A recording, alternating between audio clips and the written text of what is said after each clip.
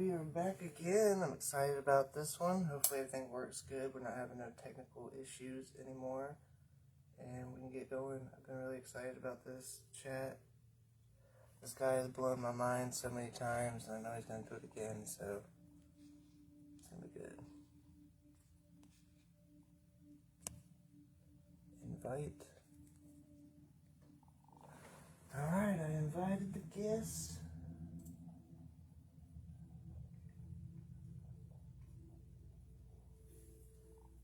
Now we wait.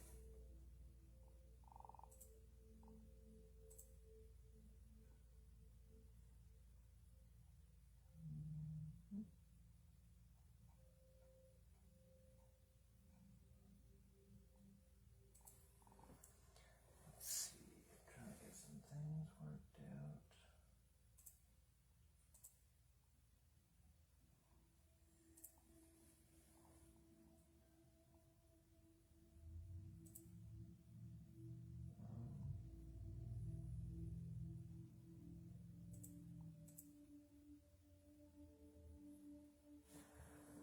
Give me 1 second.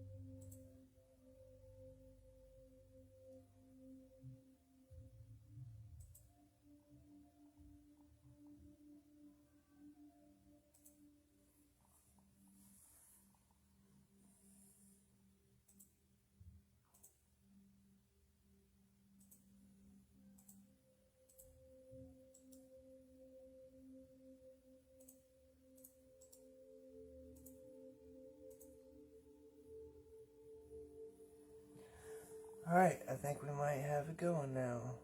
So sorry about the annoying wait.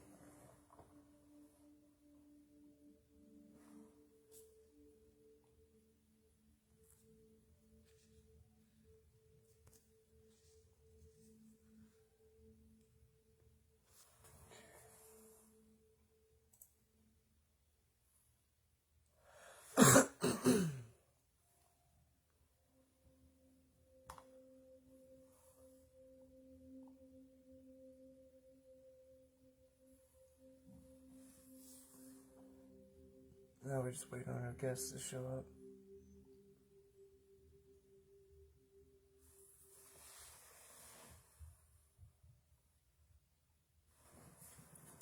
Invite sent. So what's up? What's up? While we wait, what's going on?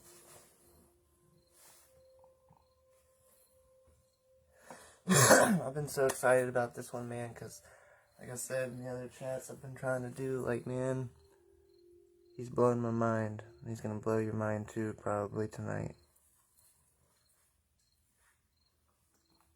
I'm excited.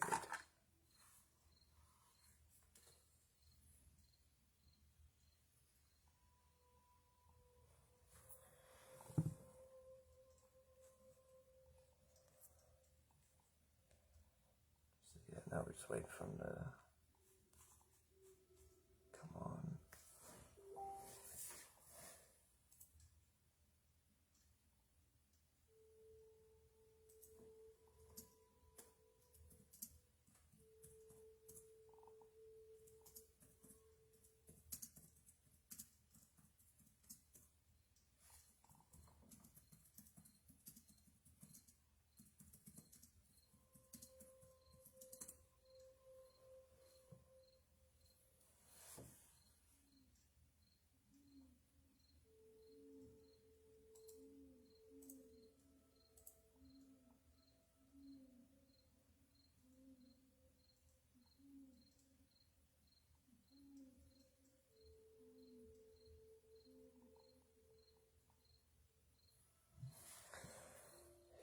He's coming, he's coming. Sorry about the wait, my friends.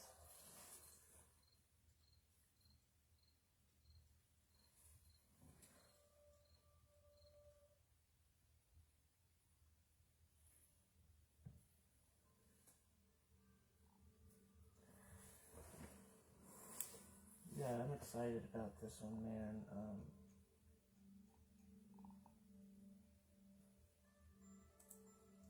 know he's got a lot to go over if he has time to do it.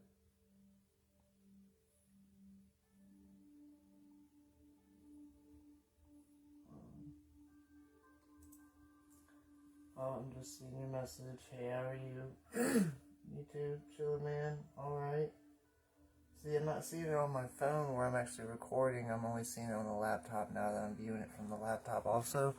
So I don't know why it's not popping up on the phone, but I'm seeing the messages now. So my bad. Hey, how are you? How you doing? I'm doing good. I'm excited about these podcasts.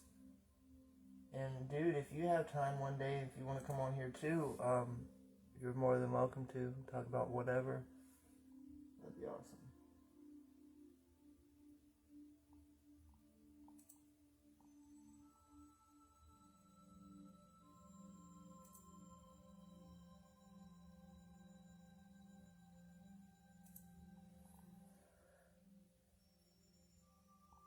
Let's see.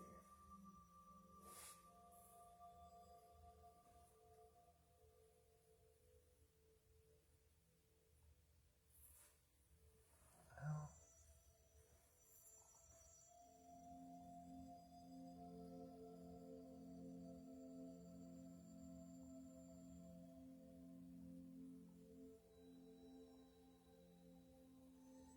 yeah, it's just lagging behind.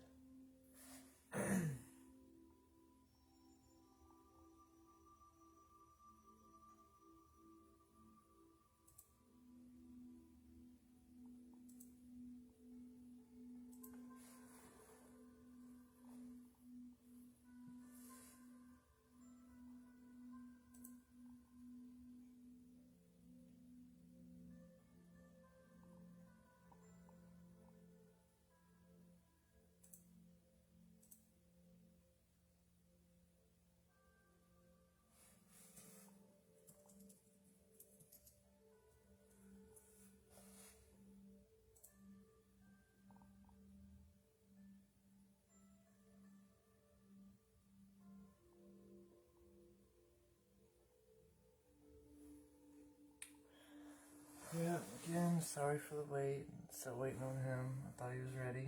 Said he was, but he might be just having trouble getting in here.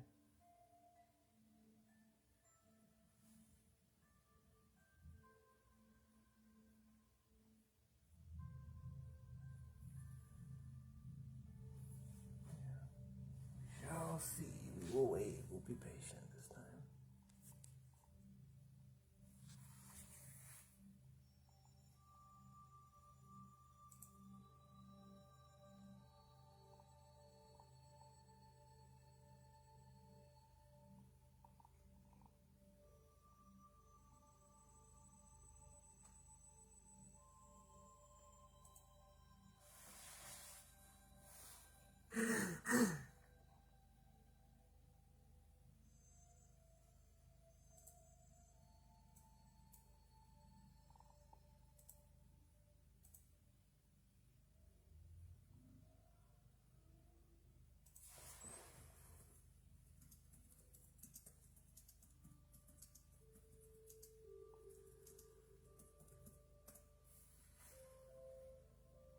Yeah, he's trying. He's just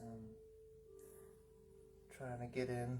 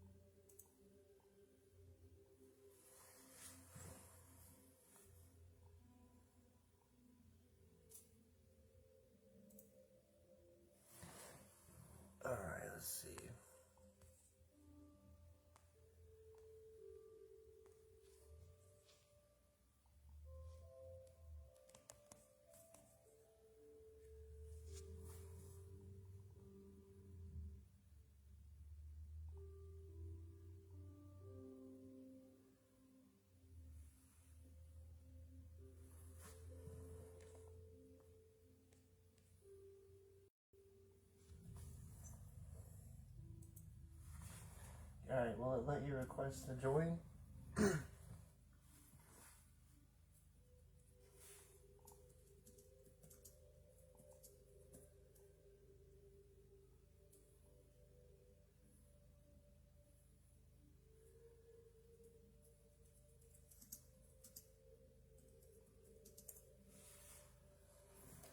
Usually it'll give me an option to add you on to the screen, but it's only giving me an option for the other person to add them on. It's not showing who the other person's on, but I know it's probably you.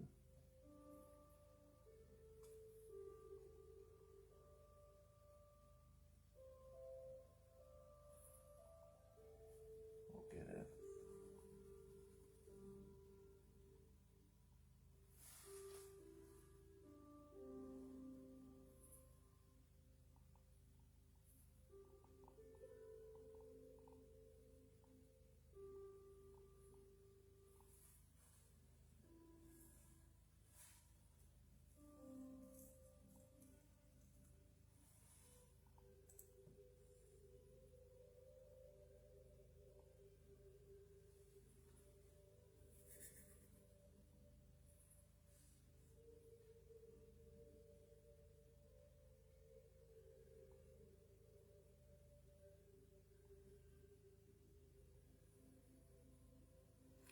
So how have you been, man? You been doing any paranormal investigating lately?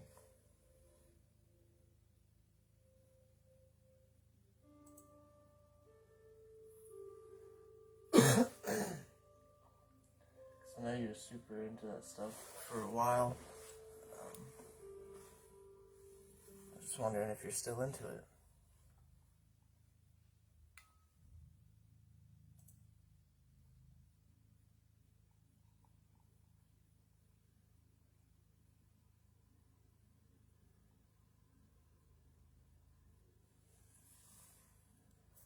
Our guest will be joining in just a second. He's still trying to get some stuff figured out.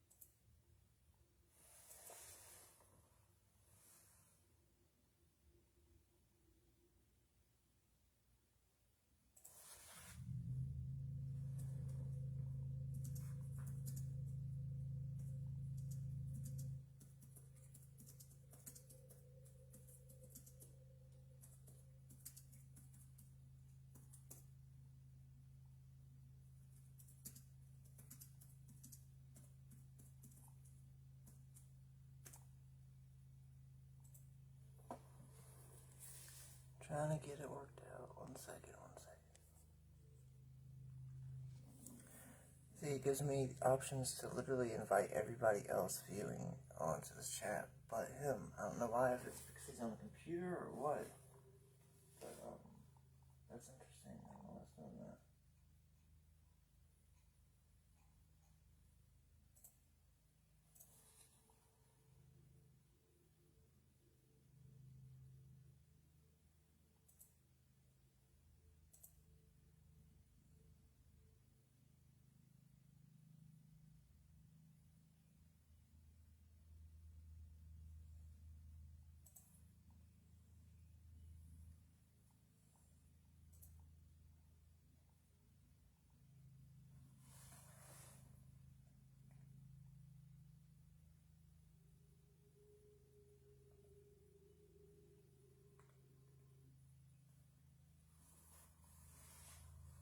Here we go. We got it, maybe.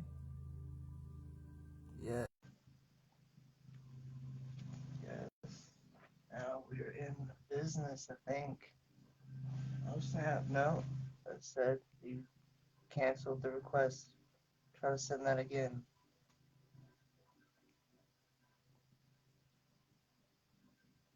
I went to accept and then it said it was canceled.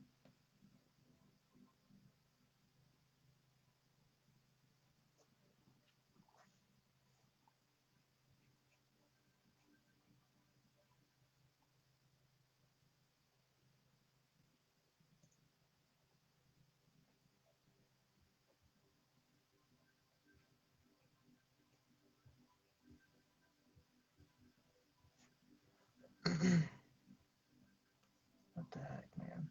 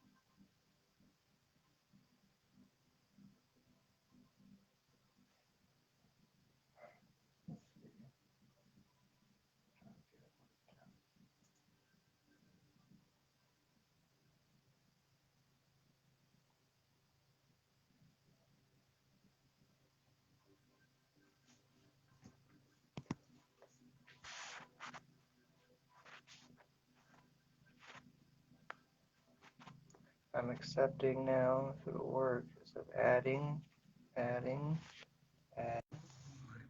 connecting. Fuck yes. Okay. Okay. That's what I'm talking about. Yes.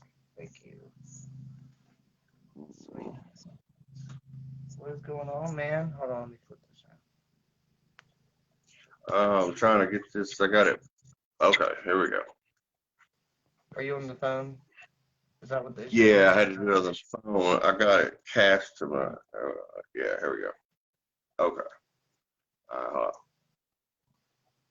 all right, there we go. Yeah. Sweet, sweet, sweet. So how you been? What's up? Yeah, doing all right, man. Doing all right. Been a hot day. Yeah. It got up in the 80s. Got pretty warm. I make sure I forgot. See, I got a GoPro. I have my GoPro Hero Black, Hero 8 Black, all set up. Yeah, I don't know why I wouldn't. That's why I use. That's why I use do YouTube videos with. Mm-hmm.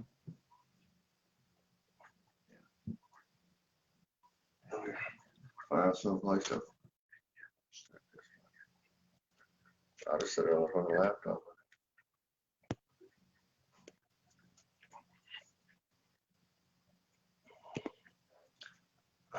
Cool, cool, cool. Y'all sound all right? Welcome.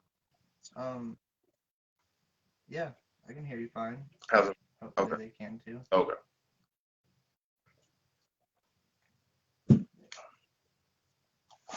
Yeah, I'm doing all right, brother. I want to thank you for inviting me to the group, first of all. You know what I'm saying? I appreciate that. It's a good group. I've only met a couple of people, I've talked to 5 or 6, everybody's nice, and I appreciate it. Yeah. That's the whole point, man. Bringing people together in like a family type setting, really cool, secure, safe place. So, yeah. That's the whole point, man, and just bringing people together. That's why I want to start doing more of these little podcasts too. To, interview practitioners from all over the world, every belief you can think of, just get their perspective on things, why they believe in it, everything. I think it's awesome. Because the world is full of mystery, man. And let me tell you something, dude. When you was added on, I've come in contact with a lot of practitioners that say, I've channeled this from this or I've channeled this from that. And it's cool and all, and you believe them, but man, something about when you're talking about it, like to me, like you're as real as it gets. Like it's wild, for real. And yeah, you blew my mind with just a little bit that you did talk about. You didn't even go into great detail. I know there's way more to it. Just the tip of the iceberg blew my mind, and I'm really excited to hear more. Well, thank you. I mean, I appreciate the compliment. Really. I've been at this a while. I've been at this many previous lifetimes, and I've been at it for a couple of 2.5 decades in this lifetime. You know, I'm one of those old soul motherfuckers. Mm-hmm. And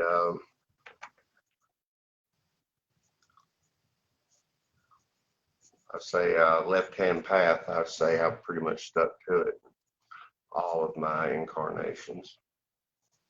Mm-hmm. I've always been a blasphemous bit of a rebel, you know. Gang, gang.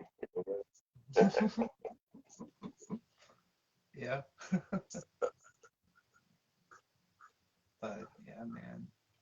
Can I ask what first got you into it? Did you stumble upon it, or you said you've been doing it for, past lives and a long time and everything, so you must have just been drawn to it, right? Pulled to it. Yes, when I was in high school, so I was raised up in the Bible Belt, and my mother, God rest her soul, was a very devout Christian, and you know, she was a wonderful lady, and I wasn't like my siblings. You know, my siblings have always been very by the rules kind of individuals. I have broken most every rule, you know, and not with the intention of doing it. It just comes so naturally to me. So, you know, just do as I will, you know. So I was in high school, you know, I wanted to get a hold of some books on the occult, because where I grew up, there weren't no such thing, you know, the religious folks and the schools and stuff, they just wouldn't have that. So when right around my senior year of high school, I had the ability to travel to a city in my state and go to the first occult bookstore. And you know, at the time, I bought 5 or 6 or 7 books, because I just wanted to study everything I could as quickly as I could. So Mm-hmm. I started there, and go ahead. Do you remember your first occult books? Probably not. Yes, it was. There were books on folk magic and Wiccan. It was a couple of your more prominent names back in the 90s. They're still prominent today, but a man and woman, I don't know if they were married or not, but they're, you know, as far as the Wiccan books go. And I studied the Wiccan and everything, and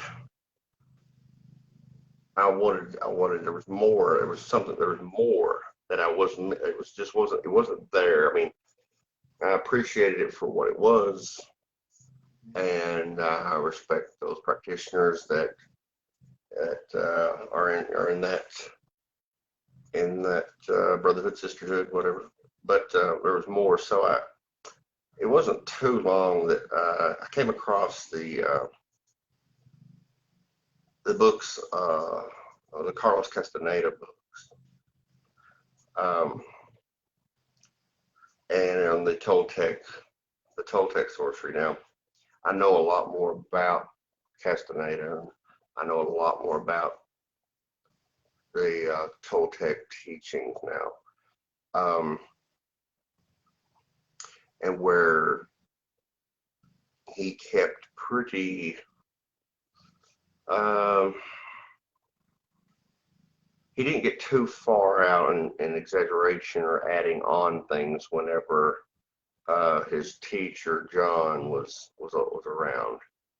But after that point, when he wasn't around, you know, Carlos he got caught up in being Carlos, and it did. There's still a lot of good stuff in some of the later books, but you just have to know what to ignore. But I'll tell you a strange story. I knew that I wanted to pick up a couple of these Carlos Castaneda books, and this was in 97, 98. It's been a long time. And there was, I saved up some money, and I took my girlfriend to the city, and I said, I'm going to find at least a couple of these fucking books, And there was this little bookshop across the street. It was on a main drag in this, not a big city, but a smaller one, but it was on the main drag. And it was across from like a car wash, and it had a laundromat like next door or something like that. Or, well, not on that day. This is a strange story, but this is a true story. So, I mean, I know exactly where it was, so me and her go in. We go into this bookstore, and I mean, it's got books just from floor to ceiling. There are boxes of books in the floor, in the aisle. It's kind of there's just a lot of books. It looked kind of a mess. And I was looking, and it was just so many books in that little bookstore.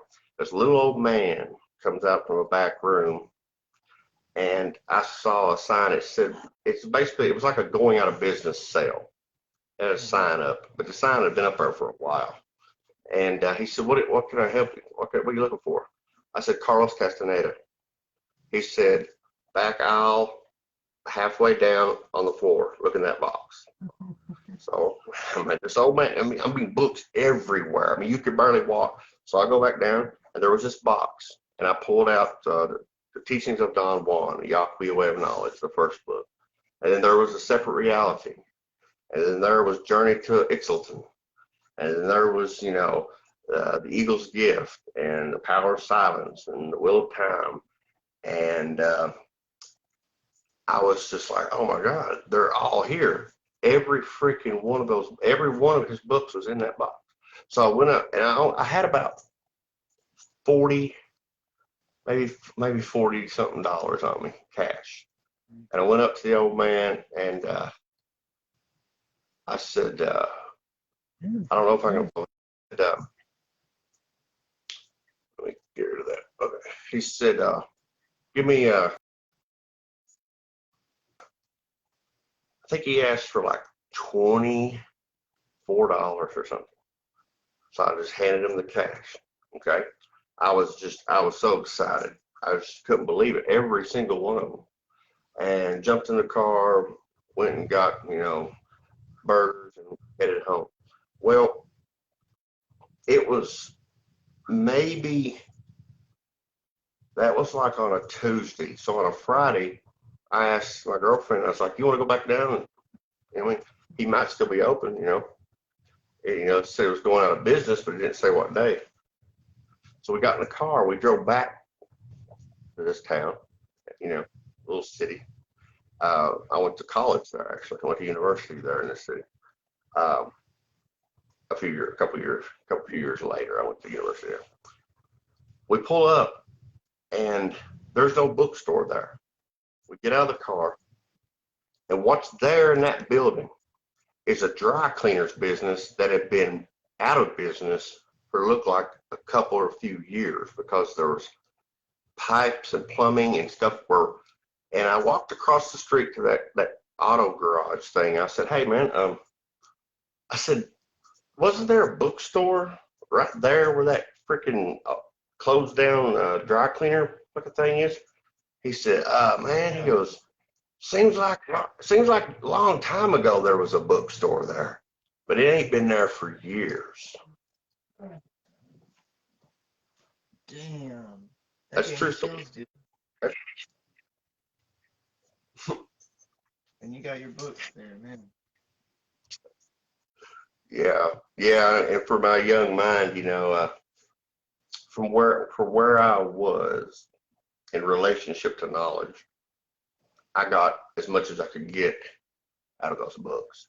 You could take the Bible, you can take my books, you can take those books, you can take the Emerald Tablets of Thoth, the Kabbalion, you could take the, you could take all these books, and it depends on your relationship to knowledge as how much you're going to get out.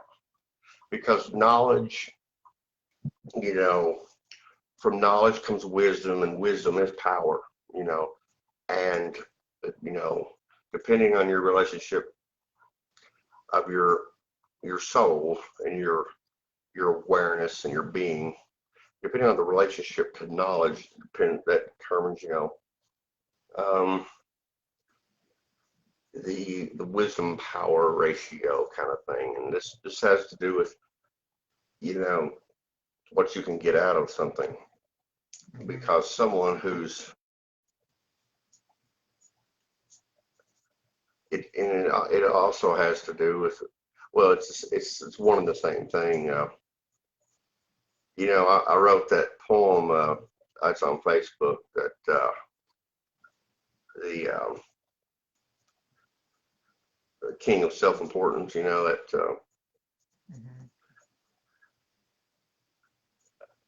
and recently I've gotten into that, writing you know, satanic poetry. I enjoy the shit out of that. But yeah, that's a true story, man.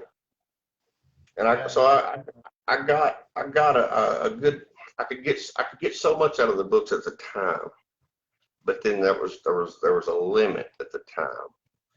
And then after, you know,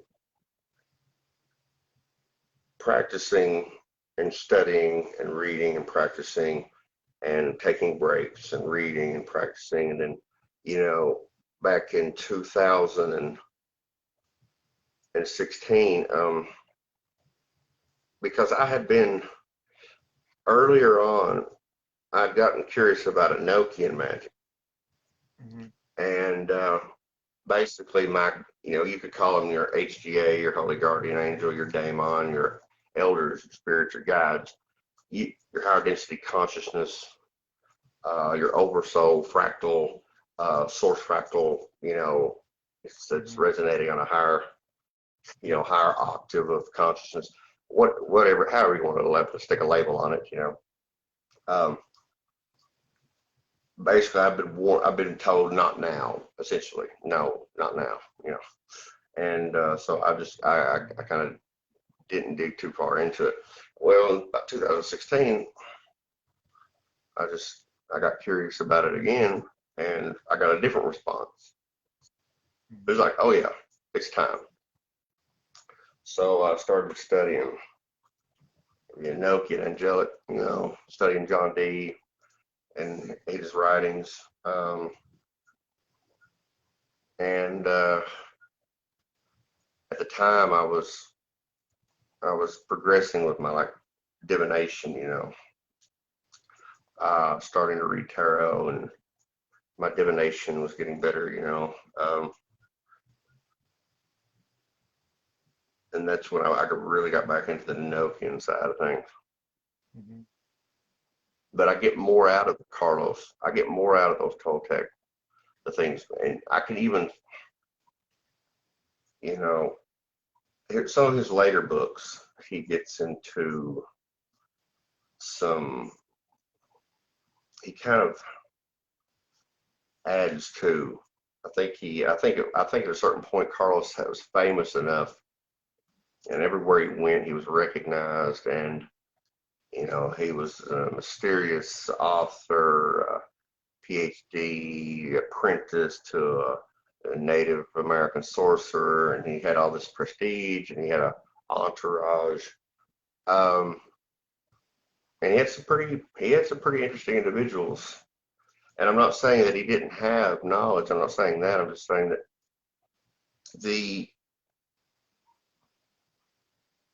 the one thing that he was, you know, taught to overcome, I wonder sometimes, you know, in the Toltec tradition, you have, from birth, when you're in the crib, you start gaining this selfness, and it becomes established. This selfness is the self-image. It is the I am separate, I am me, me, me, I'm separate from you, you. The selfness becomes established. And the self-image grows. And as it grows, it exerts pressure and force upon the soul, the flame of your energy consciousness, the thing that is true. Because in the Hermetic tradition, there's the I and the me.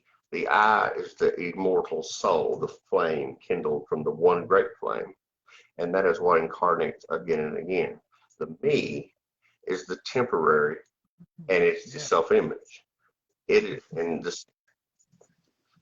what happens is the self-image exerts a force and a pressure across what they call the mirror of self-reflection. And when it exerts the force and pressure upon the soul, it drains through one's attention.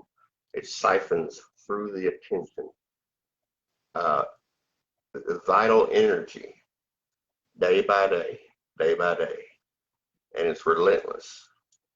And the force and pressure, also known as self-importance and self-pity. And it turns out that's really kind of one and the same thing, because self-importance is just self-pity wearing the mask of self-importance, masquerading as something else, you know. But this force, this pressure that's exerted upon the soul to extract energy through the attention across the mirror of self-reflection, day in and day out, you know, it could be described as the self-importance, self-pity. Now, if one denies the self-image and resists that force and pressure exerted upon the soul, one can accumulate in a period of time and save enough of the vital energy to tilt that seesaw the other direction, shatter the mirror of self-reflection and self-image and all that.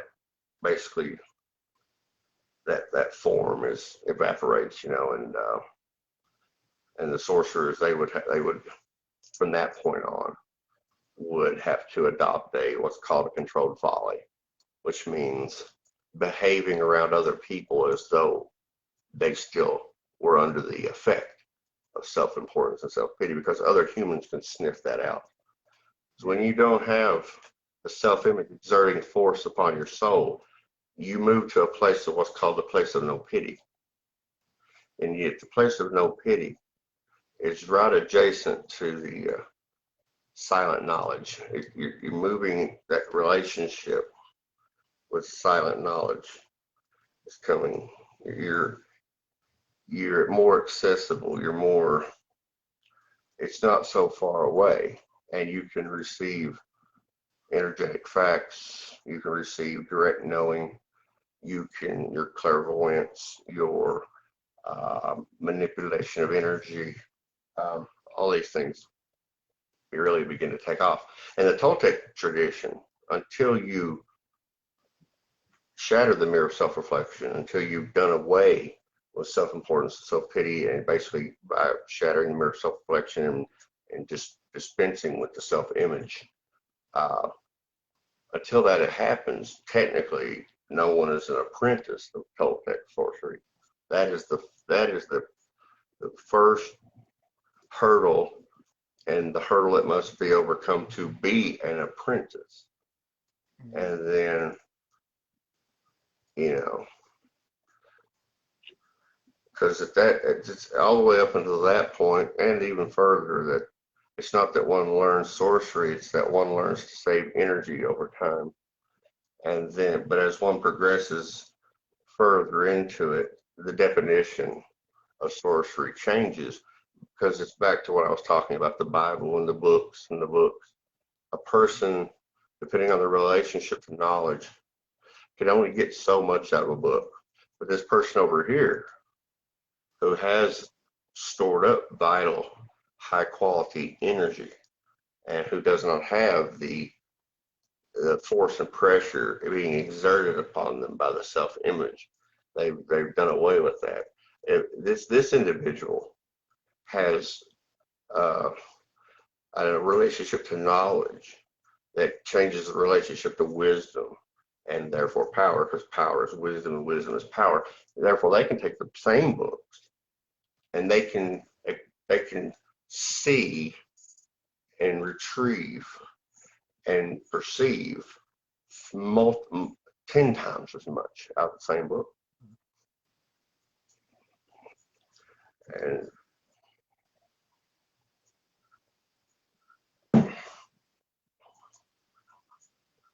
so the definition of sorcery technically kind of changes, over time, because one's relationship to knowledge and relationship to, wisdom and power.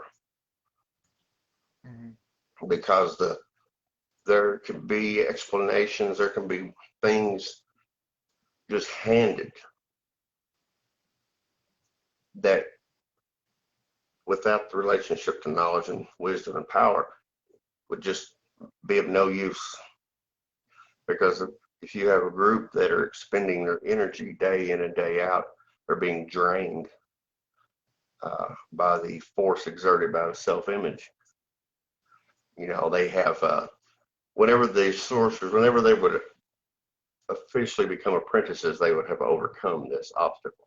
It's the first great obstacle. It's a horrid affair to get rid of. And there's a couple of ways of doing it. There's what's called the long cycle. It takes about 15 to 18 years of just relentless, just unbending intent, exercise daily, minute by minute by minute, hour by hour, to be on guard against the appearance of self-importance or self-pity, and then actively denying it. And then that's called the long cycle. Then there's what's called the use of a petty tyrant, which is when the old sorcerers, apprentices, they would purposely put themselves in a position of job with a freaking cruel, just psychotic boss, or just a situation where somebody was just an overbearing monster to them. And they would do this on purpose. And the reason is when you can find a petty tyrant that is just not one who's so psychotic that they're just going to murder you, but one that is just despotic, relentless, overbearing, cruel, malicious, just all these things. The petty tyrant, it can accelerate this process, because if you purposely insert yourself in that kind of situation, it will force the self-importance and self-pity to the surface. It will force it to the surface immediately, because that's immediately what will be offended.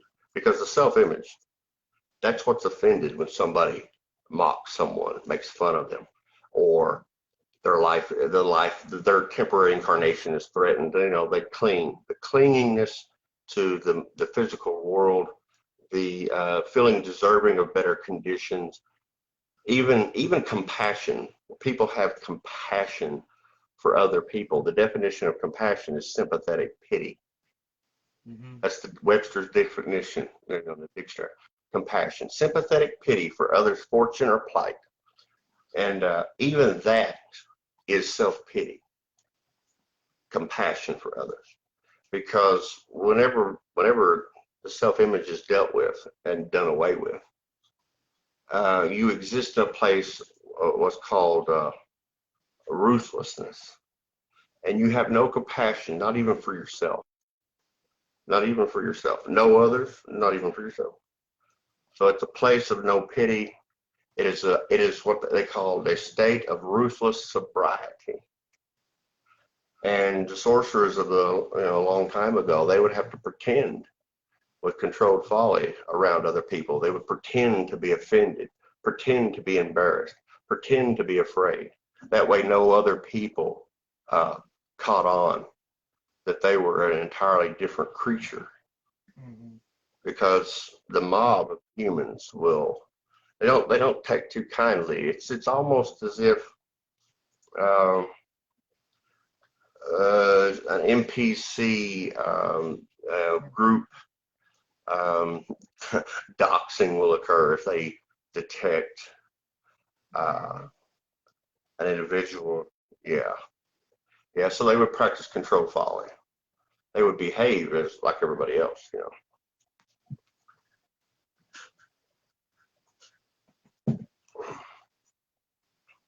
So in my 20s, you know, I got as much as I could get out of those books, and then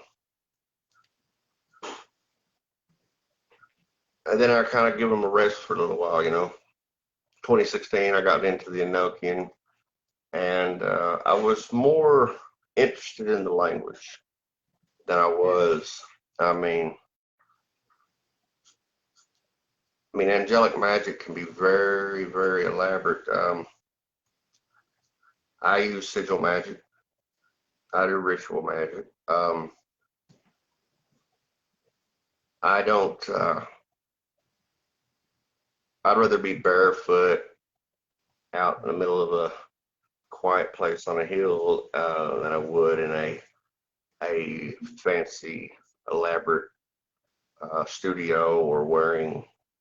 You know, I'm not knocking, you know, the wearing of certain clothes. You know, everybody that if a person feels it is important to perform their ritual in such and such a way, then that's what they should do. I'm more of a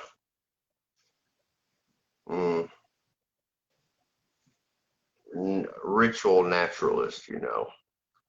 You know, a big oak tree and barefoot, you know, with my wand, my sigil, and I get to it. I do my rituals, and I do them as a matter of energetic manipulation. I don't. There's no, you know, with a lot, I think the Wicca and a lot of different types of practices. There's a lot of calling on, you know, goddesses and this and that, and I am more of a practical magic science, hermetic individual. For me, magic science means exactly that. Magic science. It is a technical, energetic um, operation, and I go for efficiency, you know, and just the same as somebody who'd be repairing something on a space shuttle. You know,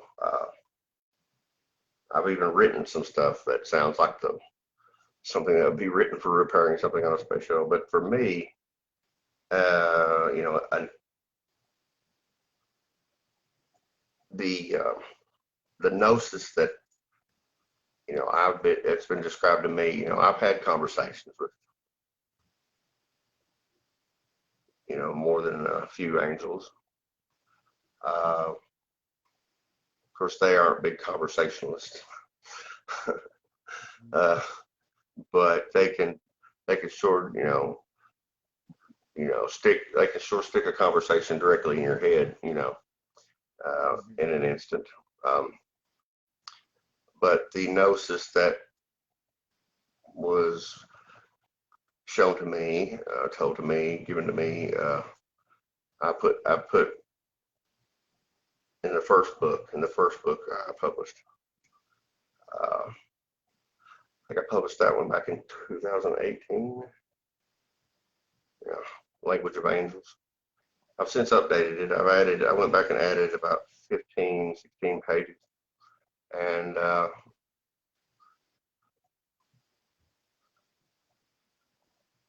you know, it's an ongoing thing. You know, it's an evolving depth of clarity on things that I've written about, which is it's an interesting thing about writing. You know, you publish a book, and then you publish 4 or 5 more, and your writing's a little bit different, a little bit better. Your framing of things, your time doing ritual, your time doing meditation, your time basically marinating in these different, you know, hermetic constructs, you know, and ways of understanding. You look back on the first books you published, and it's like, You know, it's not that you find fault or anything. It's just like you can see, if you wrote that now, like 4 years later, what it would be. It would be a little bit. It would be a little bit, you know. But you appreciate it. You appreciate it for what it is.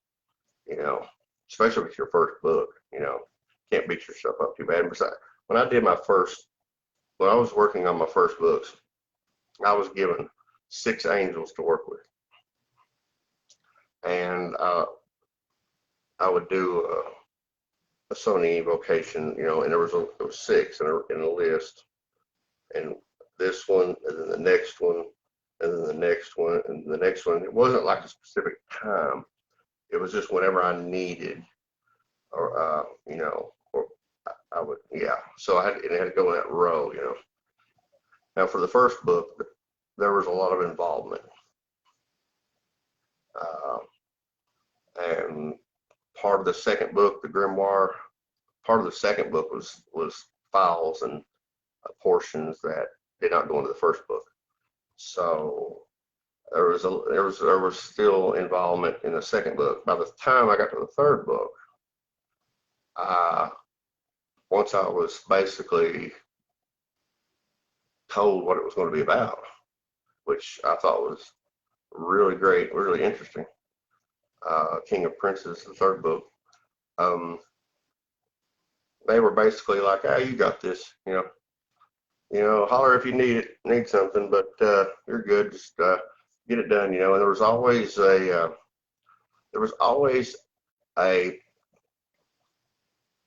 It wasn't like a specific day, but the first 3 books had to be done within a certain specific time frame. And what it was explained to me was it had to do with the divine timing. And so, you know, when I was editing on the first book, basically I was being told, hurry up. Okay, go ahead, publish it. And I was like, it's not ready yet. You know, I need to go back and do, you know, revisions and then edit again and proof it again. And they're like, no, fuck that, publish it. So, you know, so, okay. And then the second book, I put it together, edited it, you know, and same thing happened. They're like, basically, it was like, yeah, you got time to finish it. You got time to finish it. Okay, you got a month. And it's like, what the fuck? And they're like, yeah, hurry up. And by the time by the time I got kind of rushed out the door on the second book to get it published, I caught on to what was going on. You know, that there was some kind of timing going on. And they were more concerned with these being published and within a certain time frame than they were about the dotting the I's, crossing the T's, making every sentence sound as though it had been proofed by professional editors and everything was just tip-top perfect. There was, you know, they talked about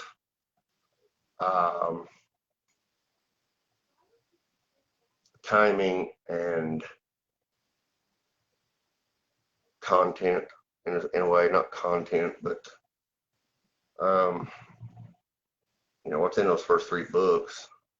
What's in those first 3 books, you know, has a lot to do with, you know, it's that Enochian, with the Enochian, which, you know, is the divine language, you know, the prime formulation, force sentience, you know, the dweller, the all soul, you know, prime sentience, you know, the creator, you know, the maker, the big kahuna, the big cheesecake, whatever you want to call it. Basically, it's a that would be considered the alpha sorcerer, and everything, you know, all the fractals, all the sentience subdivided for the incarnation of souls within the creation come after this prime formulation force of sentience, you know, basically. And so it is a language of a divine language. It is a language of creation. You know, and angels and demons both speak it. Of course, you know, speak more than just that, but um, it is a foundational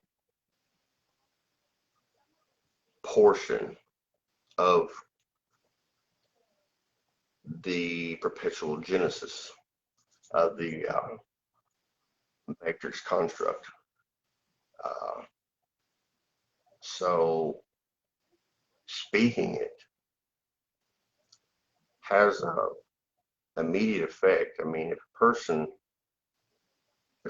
was just to do a couple of the meditations daily and consecrate their tarot deck, or do a reversal of negative energies, you know, or they do a lesser ritual of the pentagram that's translated into Enochian, or supreme ritual of the pentagram, you know, and was to just do this over and over on a daily basis, it has a direct effect on the energy consciousness, has a direct effect on the energy totality.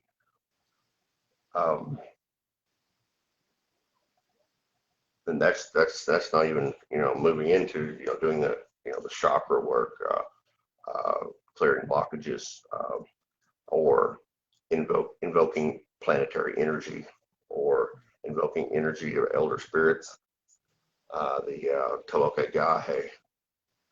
You know, you have the gnosis, you know, in the books, has to do with everything from the very substance of the creator and where that prime formulation for sentience, you know, where that came from, where the all source came into being, and the first sentient formulation, and then the subsequent subdivision of its own substance for manifesting the perpetual genesis of creation. You know, it's a complete gnosis, and it goes in line with. Go ahead. Say like perpetual, like do you believe it's just renewed constantly over and over and over and over?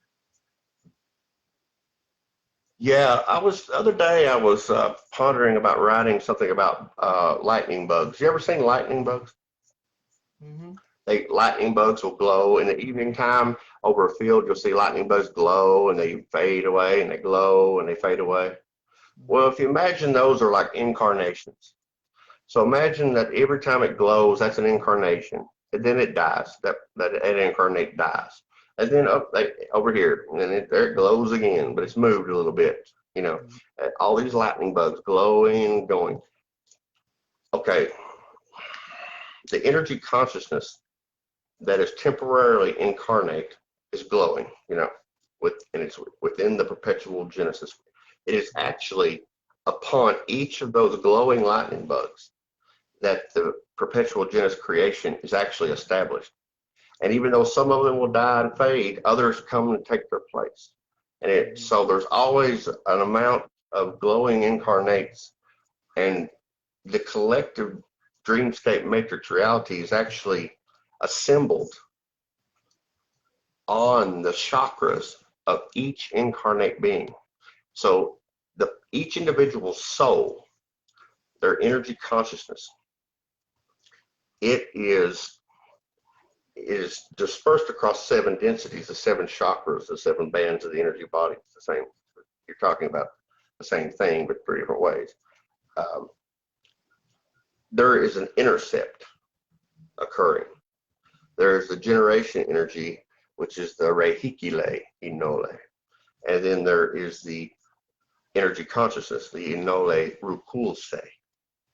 And so the inole rukulse and the rehikile inole, they intercept And it's on that intercept that the world is manifested before you for your awareness to perceive, you know.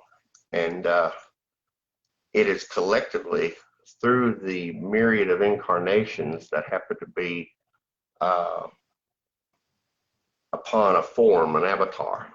So, you know, that's the one word in the whole angelic language that is not only spelt the same, but has the same meaning. It's spoken as avatare, avatare, but avatar. And it has the same meaning. It's the only word. Okay. Uh, so it has the same spelling. Anyways, same spelling, same, different pronunciation, same meaning. So upon your 7 chakras, the 7 densities that the awareness is dispersed across, the generation energy is intercepting for the manifestation of the creation before you. And this fire, this lightning bug, and this lightning bug, and this lightning bug, all the ones that are glowing are collectively upholding the perpetual genesis. You know, some of them will dim away, but they'll be back. Some of these over here will dim away, but they'll be back. It's never all at the same time. They take turns. So, you know, these incarnations take turns. It's cyclic, you know, but there's always, you know, no matter when you look out in the field, there's always some glowing lightning bugs out there. They don't all just go away all of a sudden. But it's, you see what I'm saying? Yeah, absolutely. So, yeah. Put it in a really you put it in a way easily understood. Absolutely. And yeah, it makes sense. There's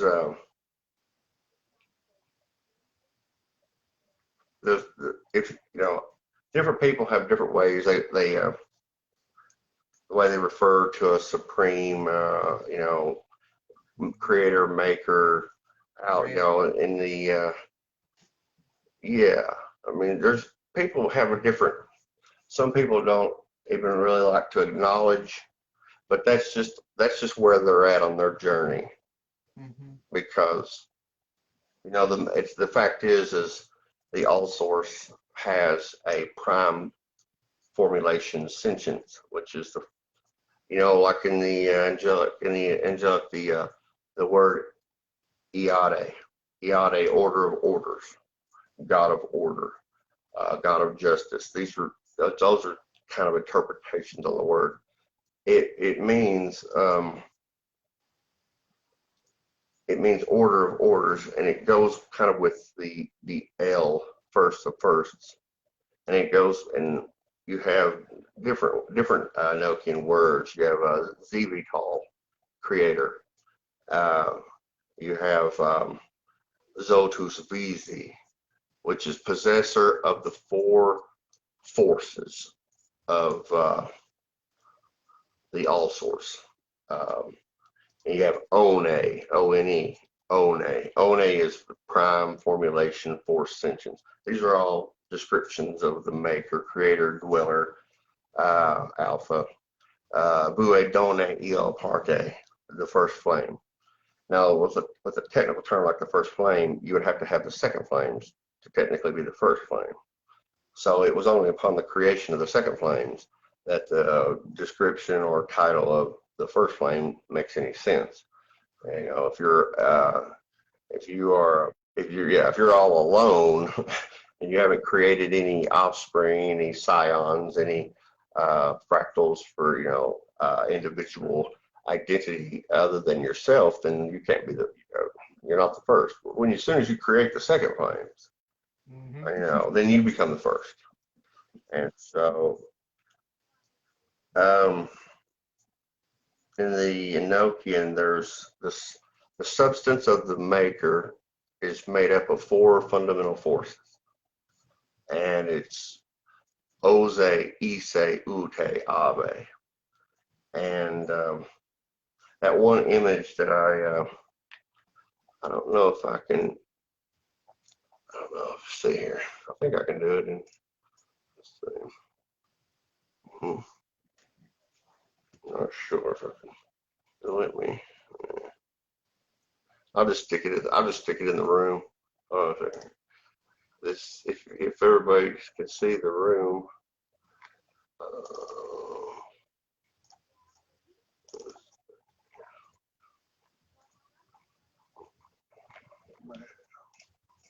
One second.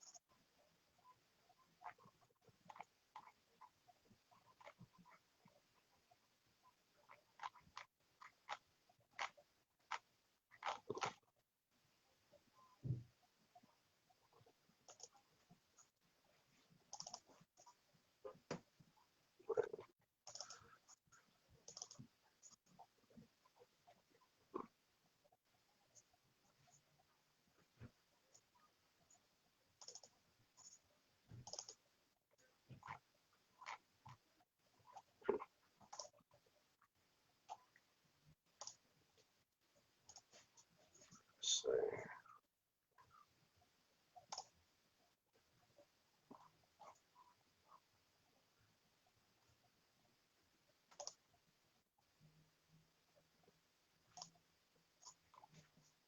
This is one that's going in the book 7. I've just about got all the images. I got 94 pages done. I've got a lot of translations to go. Let's see, one second. Oh, here we go.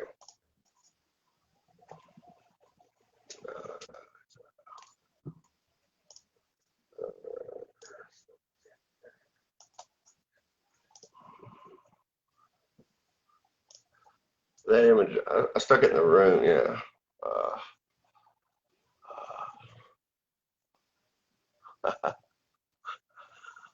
You see that image there? Where'd you put it? I put it in the room, the group chat in the room. I can't pull it up on my phone right here, I don't think. Let's see. Let me see here. You could, if you, it's in the, let's see here. Let's see here.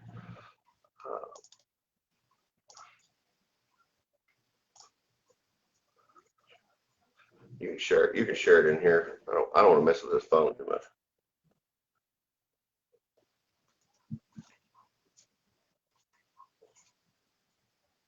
Did it come over there? Has it come through yet? Yeah, I see it now. You can share it in here in the chat if you want. Yeah, I will. So that right there, those are the 4 Enochian words. That's Oze, Ise, Ute, Ave. And those are the 4 fundamental forces that make up the substance of the maker or the dweller or the big kahuna motherfucker.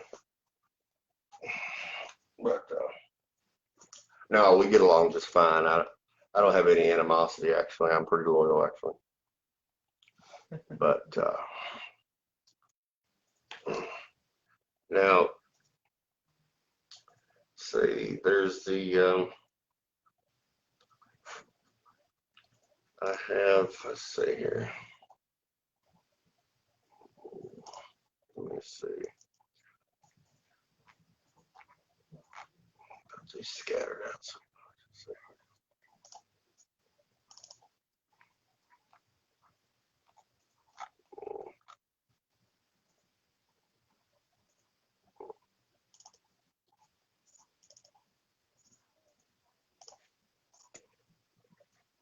Let's see.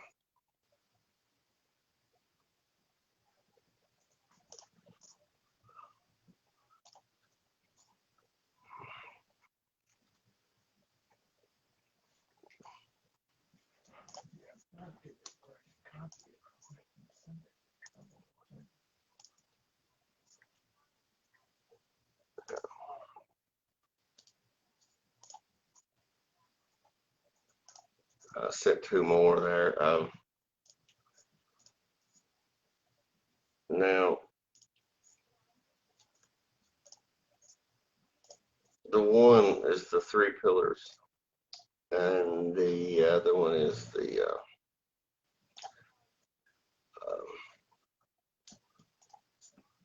42 great powers.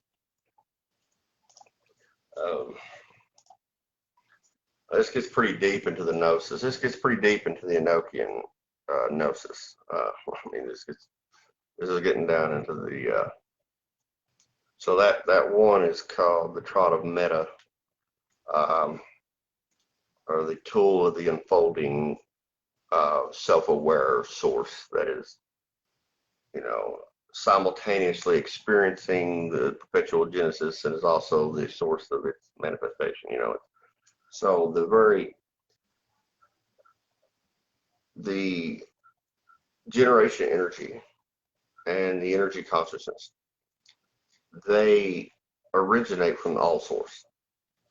The only difference is the energy consciousness is composed of the second, the third, and the fourth of those fundamental forces, the Ise, Ute, and Ave, the generation energy, the Rehikile. What happened? It won't let me share it in the chat, so I'm going to show it right here. Okay, yeah. So those are the 4 fundamental forces that make up the substance. This is there's a lot to it. So if you have, if you call them emanations, you can refer to them as emanations, but emanations gives the idea of movement. Thought doesn't really move. Thought simply,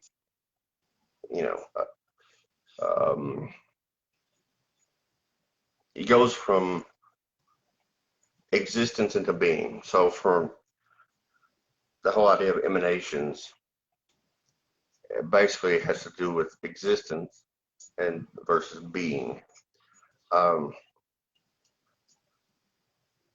So the second, the third, and the fourth, Ise, Ute, and Ave, of those 3 forces, the energy consciousness is derived.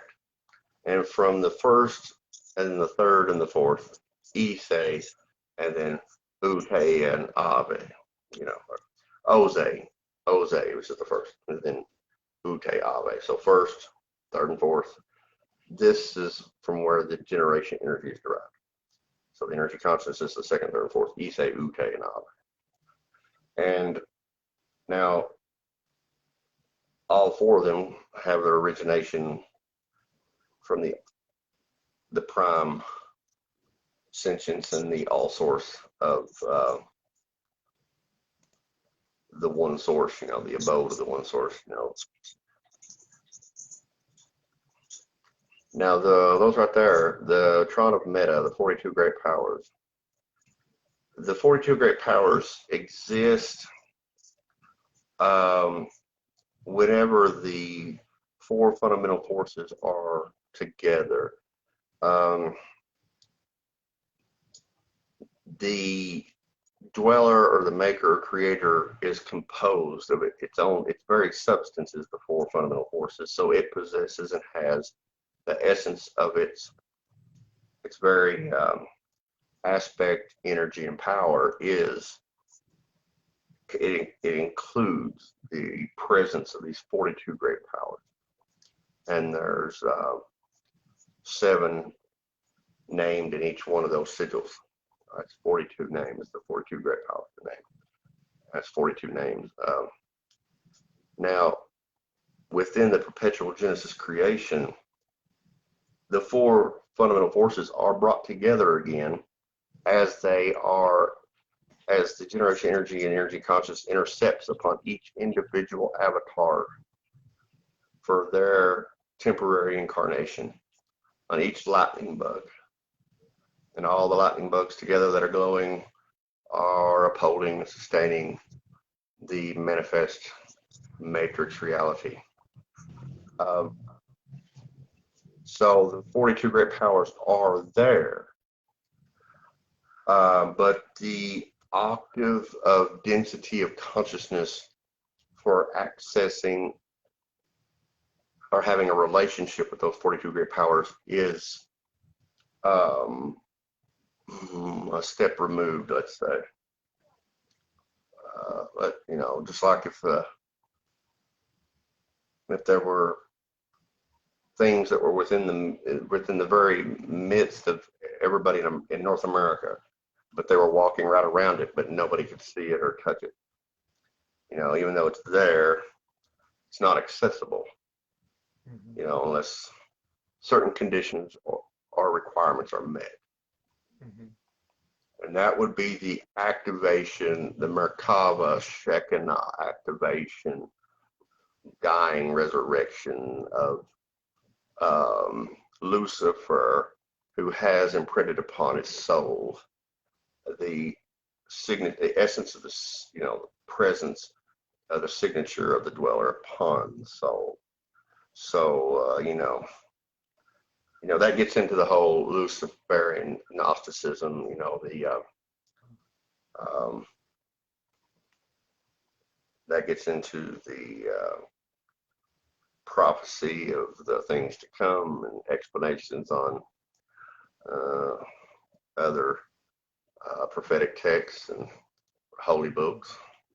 That gets into the whole King of Princes. The King of Princes, the third book, is named after Satan. Lucifer is the King of Princes. He's, you know, and so that's why the third book is named the King of Princes. He's the magician on the tarot card. He's got one hand up, one hand down. He's got a table in front of him. He's got the, you know, the four suits laid out in front of him. You know, coins, staffs, wands. You know, swords, and so on. And like on your, you've seen the classic magician Rider-Waite tarot card with the magician. That's why the magician is the first card. The first card, the number one card of the major arcana is the magician. Well, that's Satan. And it's actually nighttime. It looks like it's daytime on that card, but it's not. He has 4 bonfires burning, one in each cardinal direction. He's facing the south. The bonfires are so big that it's making the night glow like it's daytime. And the roses that are growing around the edge of the card is the manifestation of his magic. And so the magician, you know, the devil card in the tarot is not the devil. The devil card in the tarot is the folly of man, who have fallen for their self-image. Their self-image has exerted force and pressure upon them in the form of self-importance and self-pity, and they have indulged themselves until they have corrupted their own life, and they have fled away from knowledge because they have need and want. In the sorcerer's tradition, you either have need and want, or you have knowledge. You either have need or want, or you have knowledge. There is no other option. You either have this, or you have this. You know, these two things do not coexist. They do not cohabitate. And so the devil card in the tarot is actually the folly of man who has succumbed to their self-image, to the me, the need and want. They fled from knowledge. More need, more want, more self-pity. And knowledge has escaped them. And so their path has been corrupted, you know. So the devil card isn't actually the devil card. It's the magician. Magician is actually, and you know, the devil card is not the devil card. It's the devil of man and their own fuckery. Because you got to undo your own fuckery before you can proceed down the path of knowledge. You know. Yeah. You know, you know, each one of us, we got to undo our fuckery before we can make any progress. And I'm like everybody else, a lot of fuckery.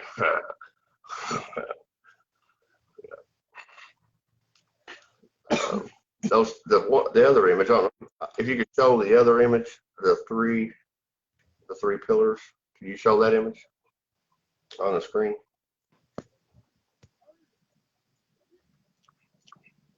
This one? Yes. Yeah, this is what the angels they've described is three pillars, and they're not really side by side. They're in the form, if you were, there's no actual direction because we're talking about an ephemeral matrix energy construct here. But the perpetual genesis includes three pillars.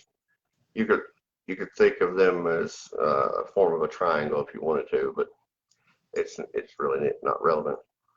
And what you have is octaves of density of consciousness for the incarnations within each pillar. Now that middle pillar is the pillar of man.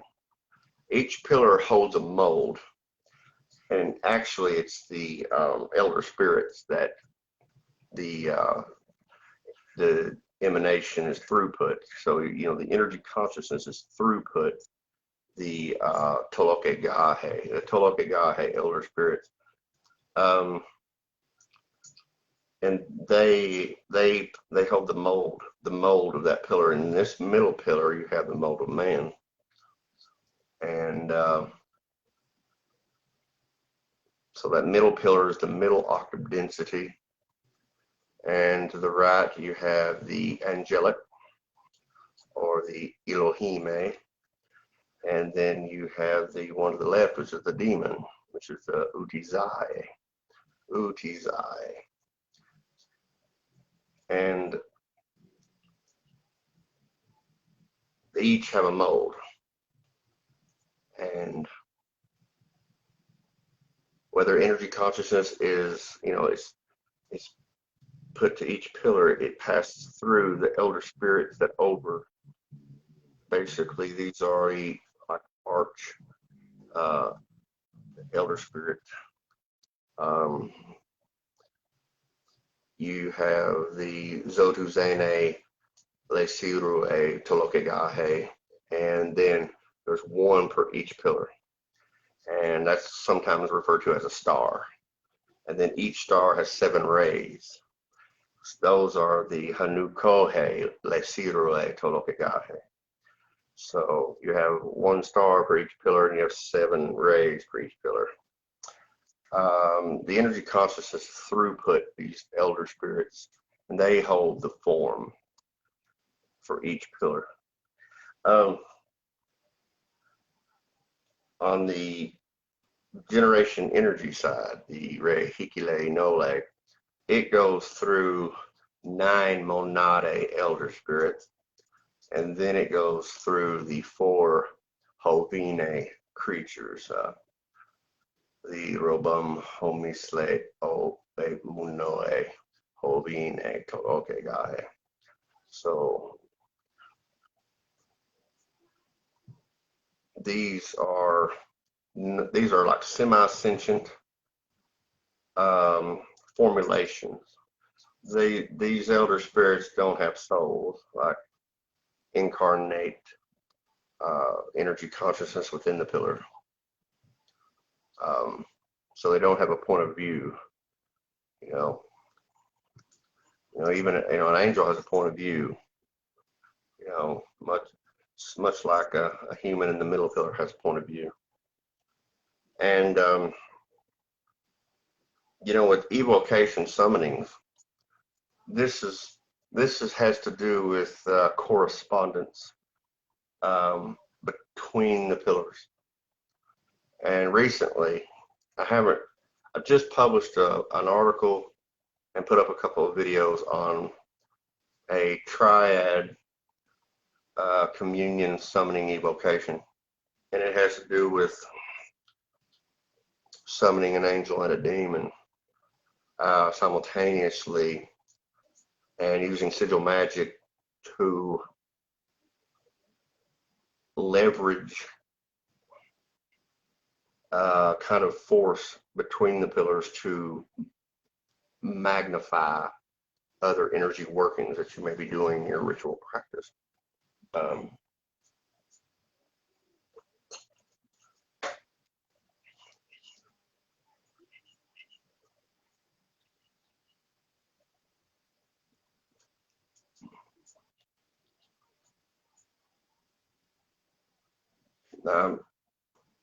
I've been told that there will be 9 books to the series. So I'm working on book 7. Book 8 and book 9, I haven't even, basically if I ask about book 8, it's kind of the response is kind of like, we'll see. What's book 8 going to be about, motherfuckers? And it's kind of like, we'll see. We'll see when we get there. Heck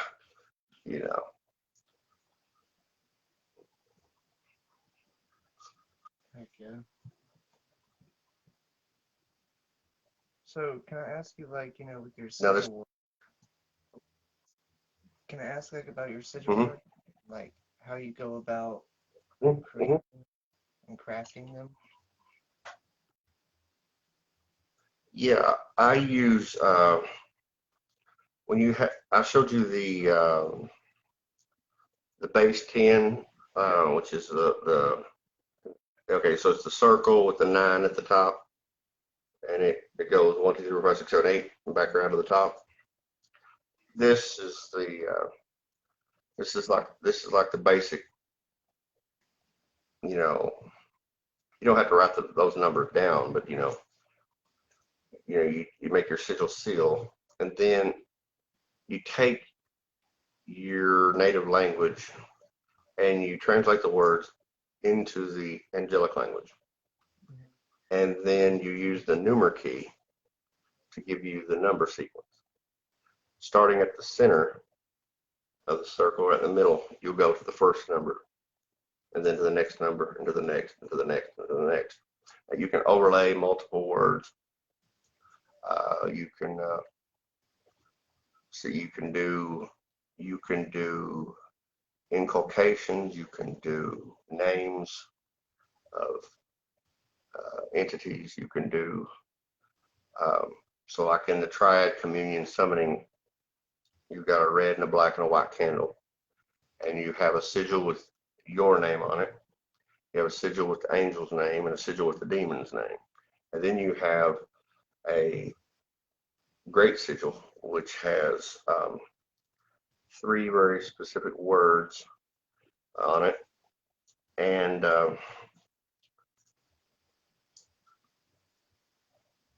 you have the principal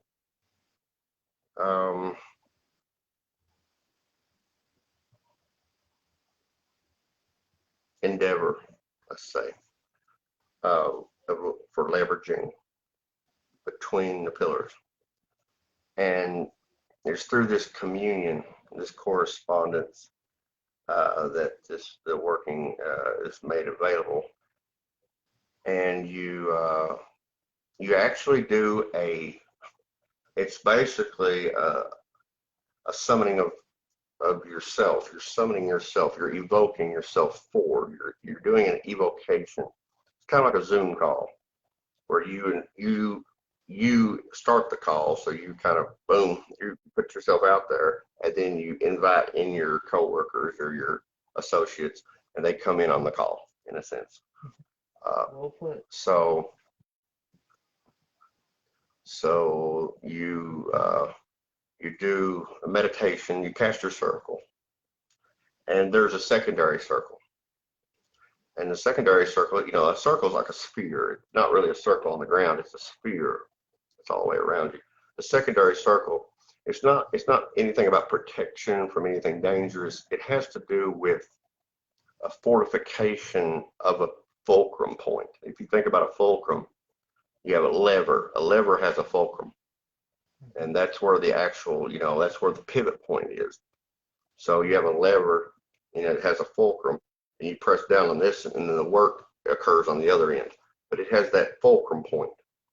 So you think of the the place that you're doing this working is kind of like the fulcrum. So there's a second circle is cast, or second sphere, to reinforce the first one.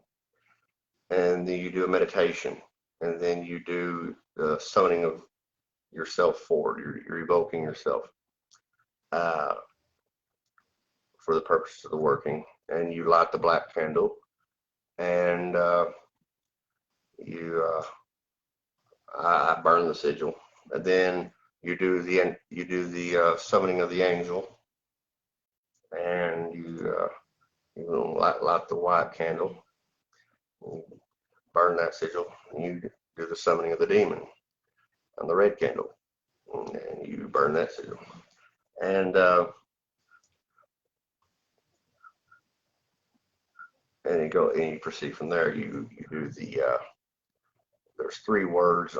There's a I see. I'll send it. I'll show you right here what it looks like. I think I've got it right.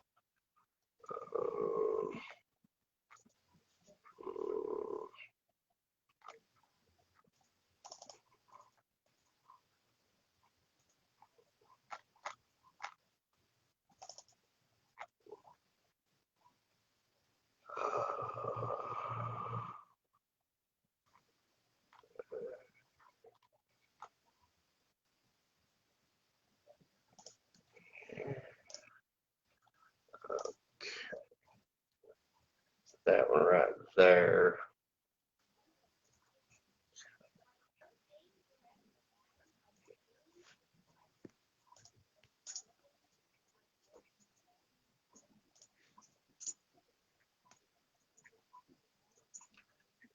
Yeah, it's the principal energetic leveraging. Okay.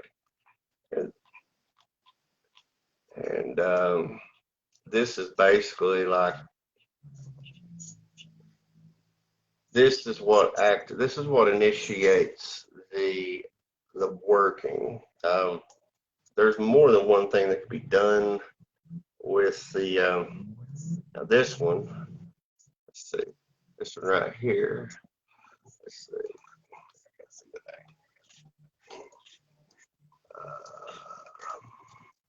Okay. Now, okay.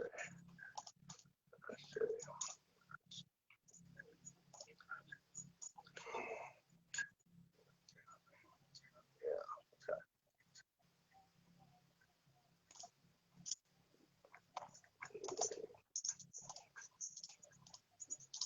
Okay, so this has to do with the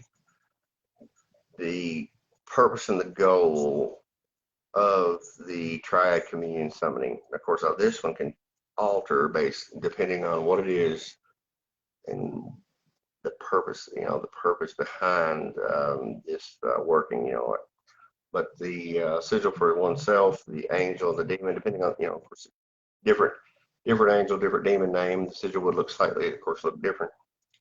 But that first one is, so those, the sigil for oneself, the angel, the demon, and that first one you show. These will always, this is, and then that one right there contains expressed purpose for the lever of the fourth.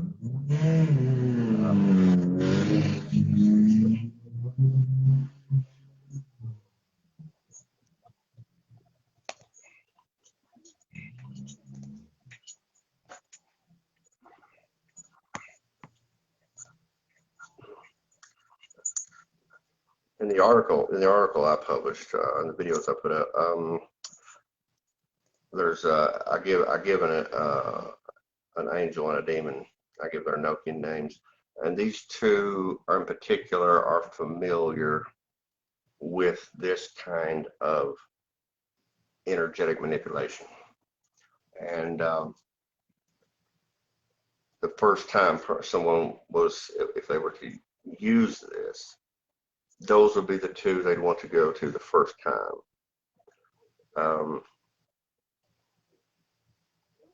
They're just very well versed in this kind of thing. Later on, if a person has a different goal in mind, they can summon, they can other, angel or demon. But I would recommend divination and going by their HGA or daemon or whatever. Yeah. I wouldn't just freelance it.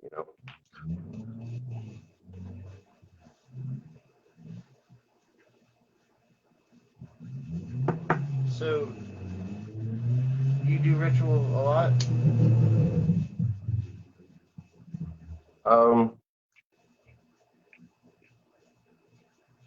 Every day I check and see if there's anything on the schedule, and I get told, whether or not, there's period of, a few days can pass, and basically, I take a pause, but yeah, every week, oh yeah, absolutely every week, I do meditation, not on a daily basis. I mean, sometimes I work to exhaustion, and then I sleep a few hours, and then I just start right back at it, And it's difficult to fit in any kind of anything, you know. Um, I'm working on book 7. The first one was published in 2018. It's 1,100 pages of occult, nonfiction, gnosis, exposition, definitions, spellcraft,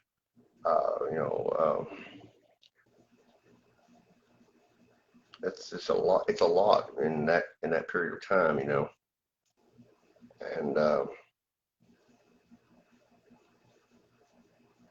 I always check with my.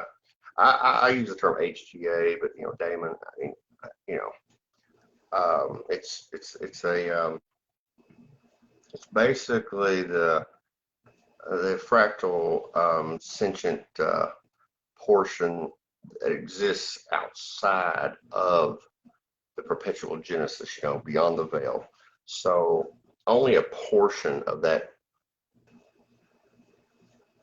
fractal actually shifts into passing through the elder spirits for creating an avatar, and see, whenever a person, passes away, what happens is the energy consciousness recedes from those 7 chakras. It recedes and they go dim. There's no more intercept occurring. The avatar is no more. The avatar only exists when the energy consciousness is present and intercepting upon the 7 chakras of the 7 densities. As soon as that recedes away, there is no more avatar. And so only a portion of the oversoul is shifted within. It's because it's a shift. It's really a shift from existence into being and through the veil. And that portion of energy consciousness, upon reinserting, shifting again back into the dark of night, into the incarnation within the perpetual genesis construct, forgets its origin, its place. It is a, essentially immortal spiritual energy formulation that is temporarily incarnating within a matrix construct avatar, point of view. The me, the being's temporary identity,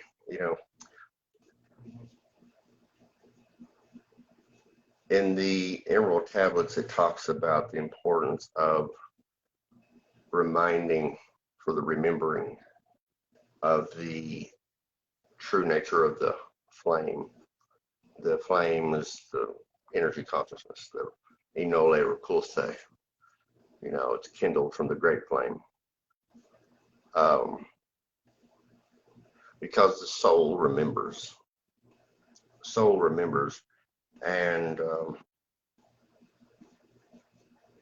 while incarnate in a life form as an avatar, the soul remembers more and more, then the awareness of that incarnate avatar is moved closer and closer to silent knowledge and to wisdom and to power, thereby reflecting inwardly and outwardly a vastly different state than previously, you know, when they were 10 or 12 or, you know, whatever.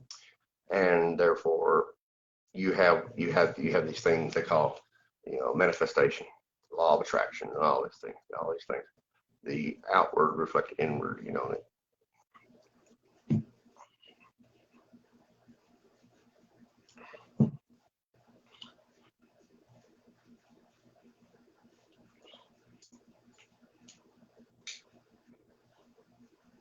This book 7, it's not so much explanation and like more exposition on gnosis. That's not what this book is about. Book 7 is like, it's like it is a magical working. The book itself will be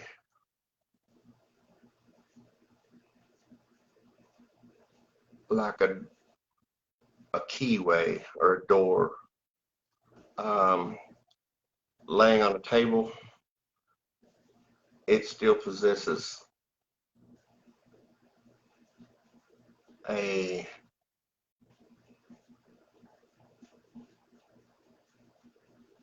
very intrinsic substance and nature. A person opens it and reads it, and like with the master's key, there's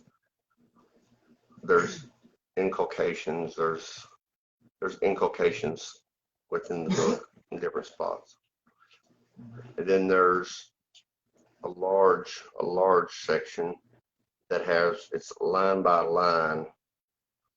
It has I'll show you what I'm talking about. I'll send some to you and show it on the screen. Stay here.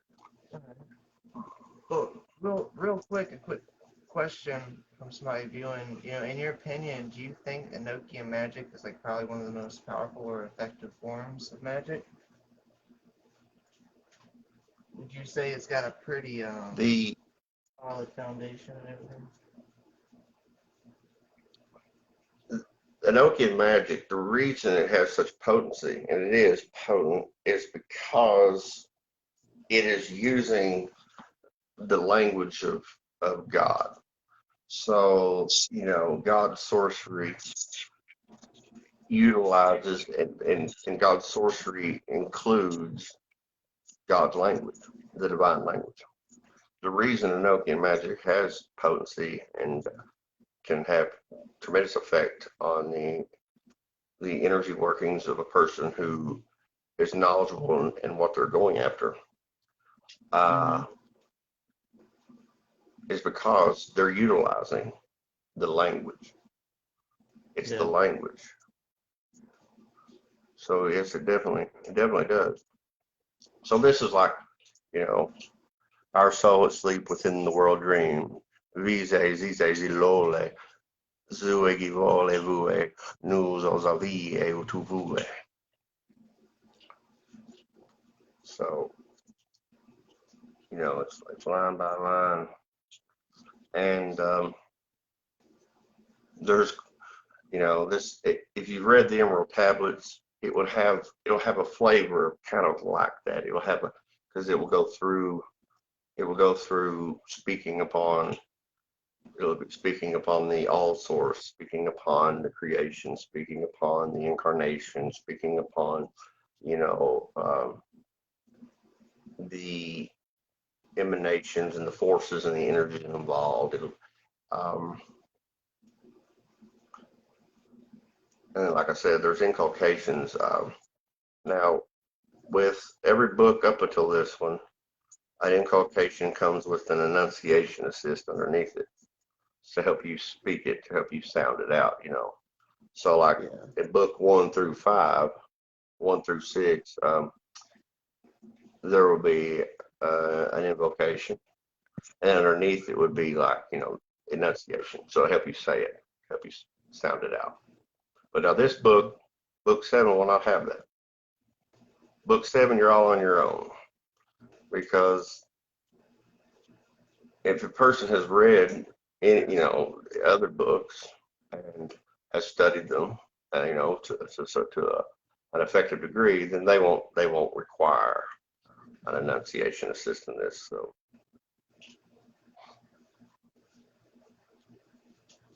let's see.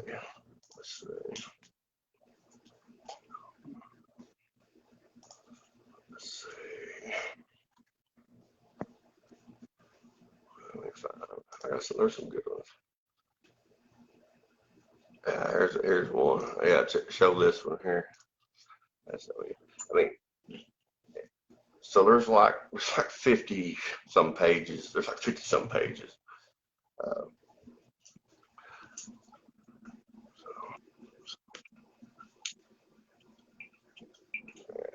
To live and die, to live again.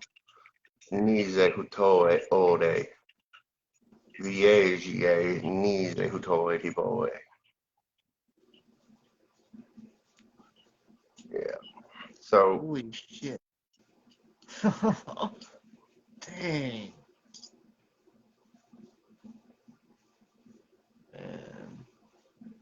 That's scary to think we're going to live over and over and over and die over and over through countless freaking experiences, and damn. Well, that's a big topic. I mean, if you want to get into that, there is. Have you ever heard of what the angels refer to as the ordering for the sequence and standing? I don't believe so. Well, the ordering for the sequence and standing is a relativistic, comparative, but energetic measurement.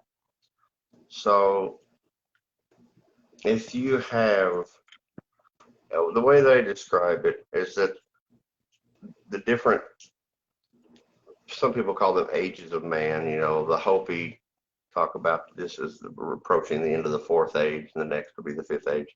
Some people talk about moving into the age of Aquarius, and so on and so forth. But the sorcerers and the angels talk about aeon modalities. And modalities it's very different than just a period of time. There's like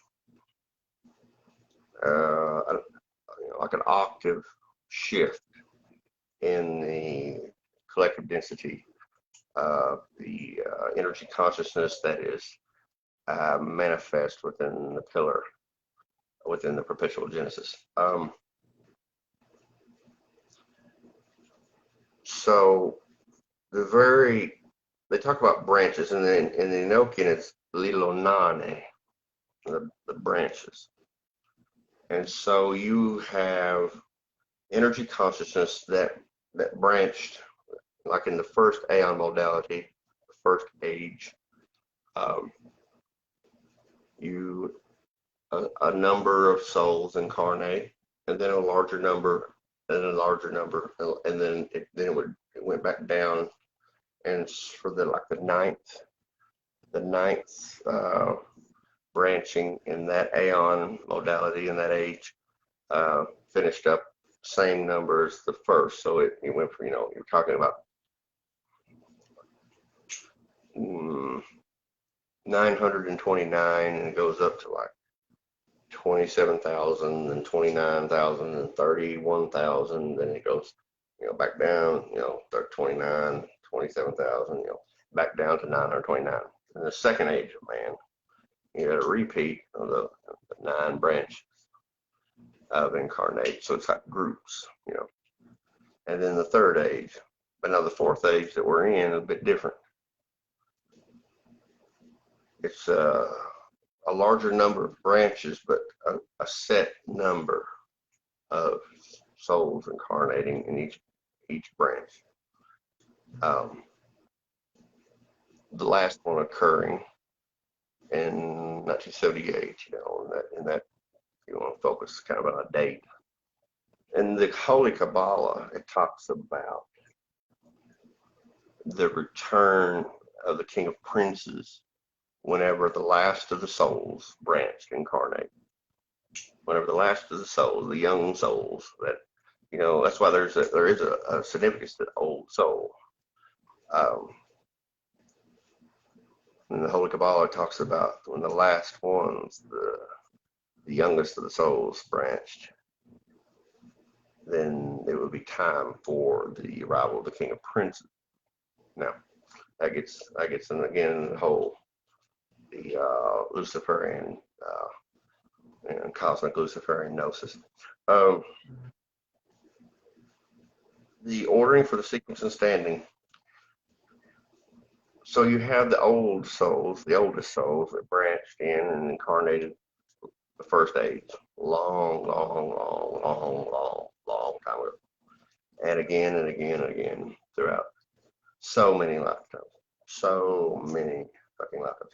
And then you had souls that branched in during the second age, and they've incarnated again and again and again. They got several thousand, incarnations. And then the third age, and then you get to the fourth age, and these are the younger souls that branched in for the first time during this fourth age. I have met individuals, and just as soon as I got within 15, 20 feet of them, I knew that they were a young soul. And, afterwards I would inquire. And both times, it's been correct, whenever I've gotten this, it struck me instantly, There's times when I could run into an individual and they may be totally profane. They may have no knowledge of the occult, no knowledge, just watch sports and late night TV, and that's pretty much their existence. They don't have any interest, maybe not, they typically they would have some kind of interest. It may not be expressed the way ours is expressed. They may not be compelled to seek out hidden knowledge in the way that we are. We kind of go after it in a very direct manner. But I knew that they were quite an old soul. And what happens is there are challenges to be faced within each incarnation.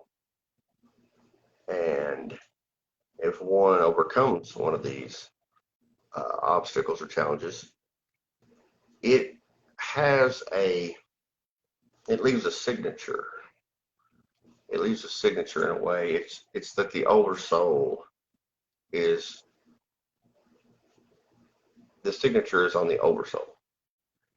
And so over time, you have this ordering, and the way it's done is, imagine steps on a ladder, Jacob's ladder. Okay, there's 9 steps on the ladder. The top step is 1, 1, 1. Next step is 2, 2, 2. 3, 3, 3. 4, 4, 4. 5, 5, 5. 6, 6, 6. 777-888-999. Now go down below that. There's another ladder. The top step on it is 111, 222, 333, 444, 555, 666, 777, 888, 999. And below that is another ladder. And its top step is 111. But now the difference is the third step on the third ladder down is 333 of the third tier. If you go 10 ladders down, the fifth step is 555 of the 10th tier. Now, this goes down 909 tiers. At the 910th tier, it goes to 4 numbers: 1111, 2222, 3333, 444, and the next ladder below it, 1111, 2222. And this is an ordering. And if you imagine energy as different sized, golf balls, volleyballs, soccer balls, softballs, beach balls, they're all balls. But the beach balls are the largest ones. So you just, these, in a sense, hold closer to the core of the all source, the pantheon of flame, what the angels call Ove, the place where the dweller dwells outside of the perpetual Genesis.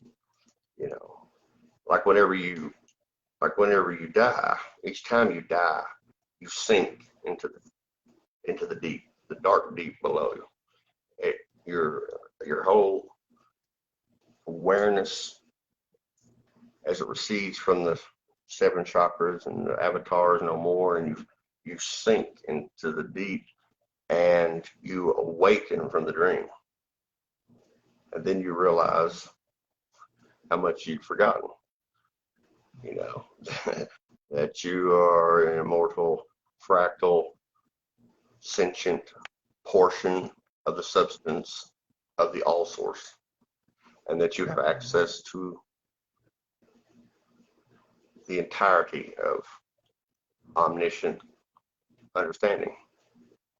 And then a portion of your oversoul fractal shifts back into the dark night of the dream, back into the myriad of the perpetual Genesis in the middle pillar, and there you are again, a child, having forgotten all of that again, to do it again, but having overcome some challenges in previous lifetimes, those challenges will not, you move on to other challenges. And you overcome those, you move on to others.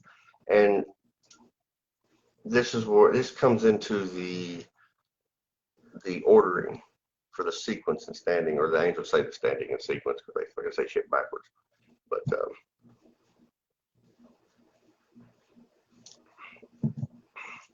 and this goes to the true secret of in the Bible. It says, "For is the number of a man," his number is 666. Because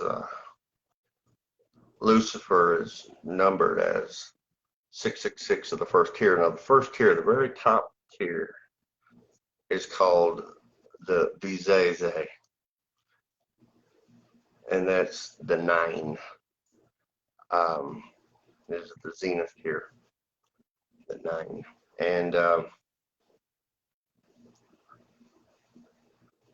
which is interesting, because Tolkien, he wrote of the 9. And the Tolkien in the Lord of the Rings actually used the word to describe the ring race. He called them the Nazgul. Well, that's an Enochian word. He didn't even know it. Nazgule. It means evil ones.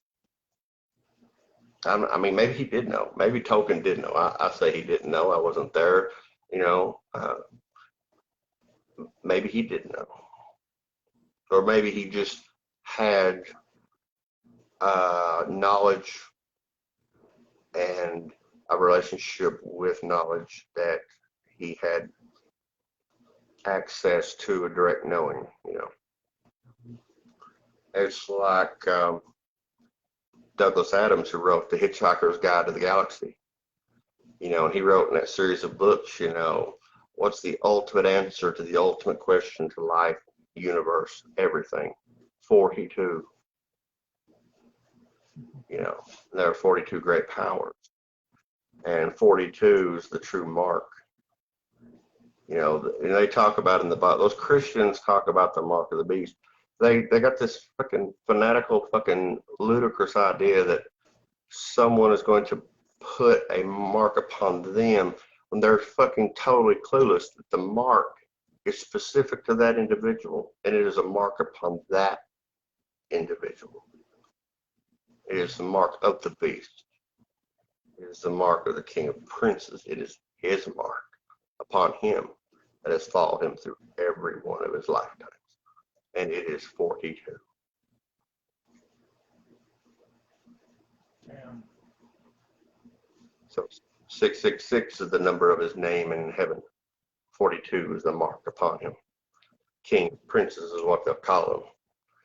You know. And everybody likes to hail Satan.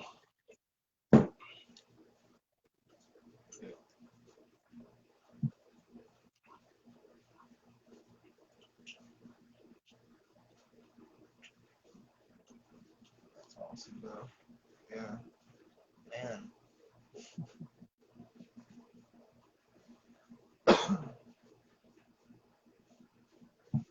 What do you think of that? What do you think of that? What? Well, I'm kind of thinking, you know, speechless. You're remembering. You know, it's all face the whole time, you know. Until you have the eyes to see it, you'll never see it, you know. But it's there. It's there.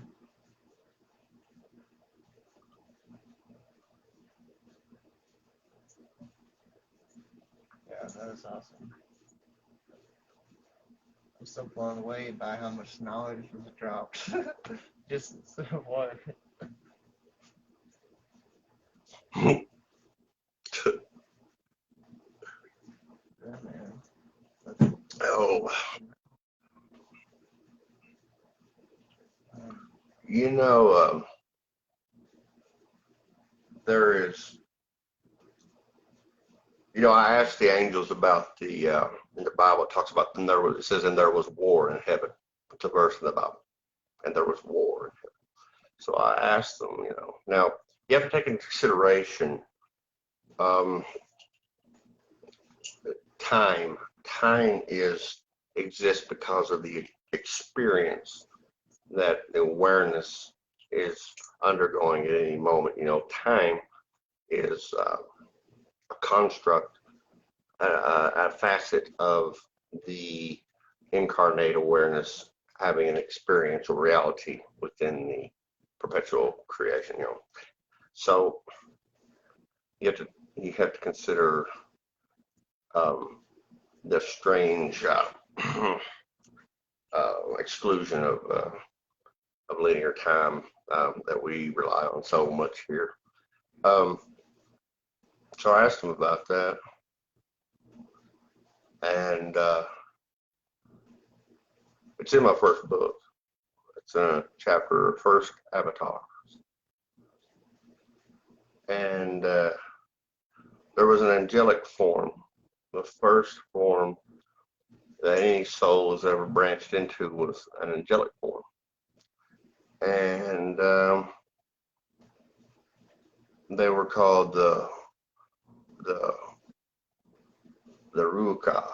Rukai.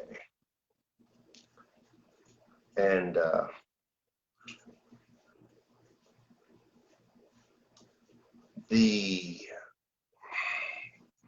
the form, the mold,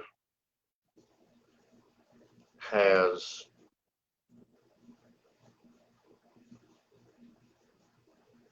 it restricts the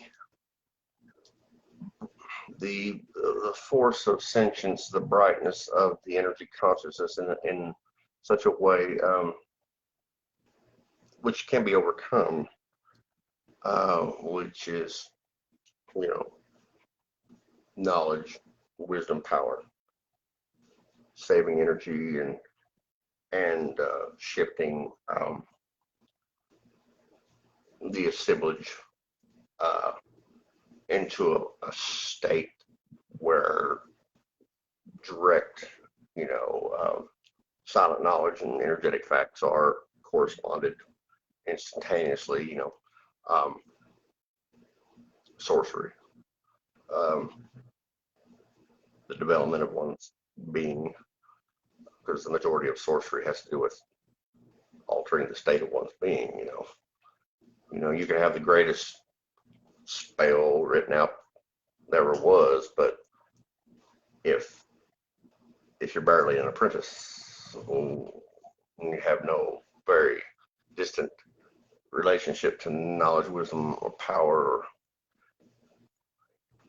then you can read it to your heart's content. But you know, big difference. The that first form, the Rukai, it didn't restrain the brightness of the flame. So the sorceries within the right pillar, the angels could perform great feats, powerful manipulations within that pillar. So there was a new form, and they were told to relinquish that form and branch into this new form, take upon the new form. And there was a disagreement. There was a workplace dispute. Some said that it was a heresy into the second plane to downgrade into the new form, and it went on for a while. And it's, you know, enmity grew between the Rukai that refused to relinquish that form and heaven itself, and the others that had willingly complied. And that's where that came into. There was basically the new form, you know, the new form that was taken by their sibling scions would come to them and say, you got to relinquish that form and take one of these, you know, and basically, fuck off was the response. Go fuck yourself. And go tell heaven, tell management, shove it up there. And eventually it just got so annoying that the Rukai just started slaying these other angels, just started cutting them down, started chopping them down. Because you just, you know, you can only be annoyed for so long. And this is the war in heaven that the Bible speaks about. Eventually, you know, eventually there was almost a stalemate. Instead of a direct attack, there was more of a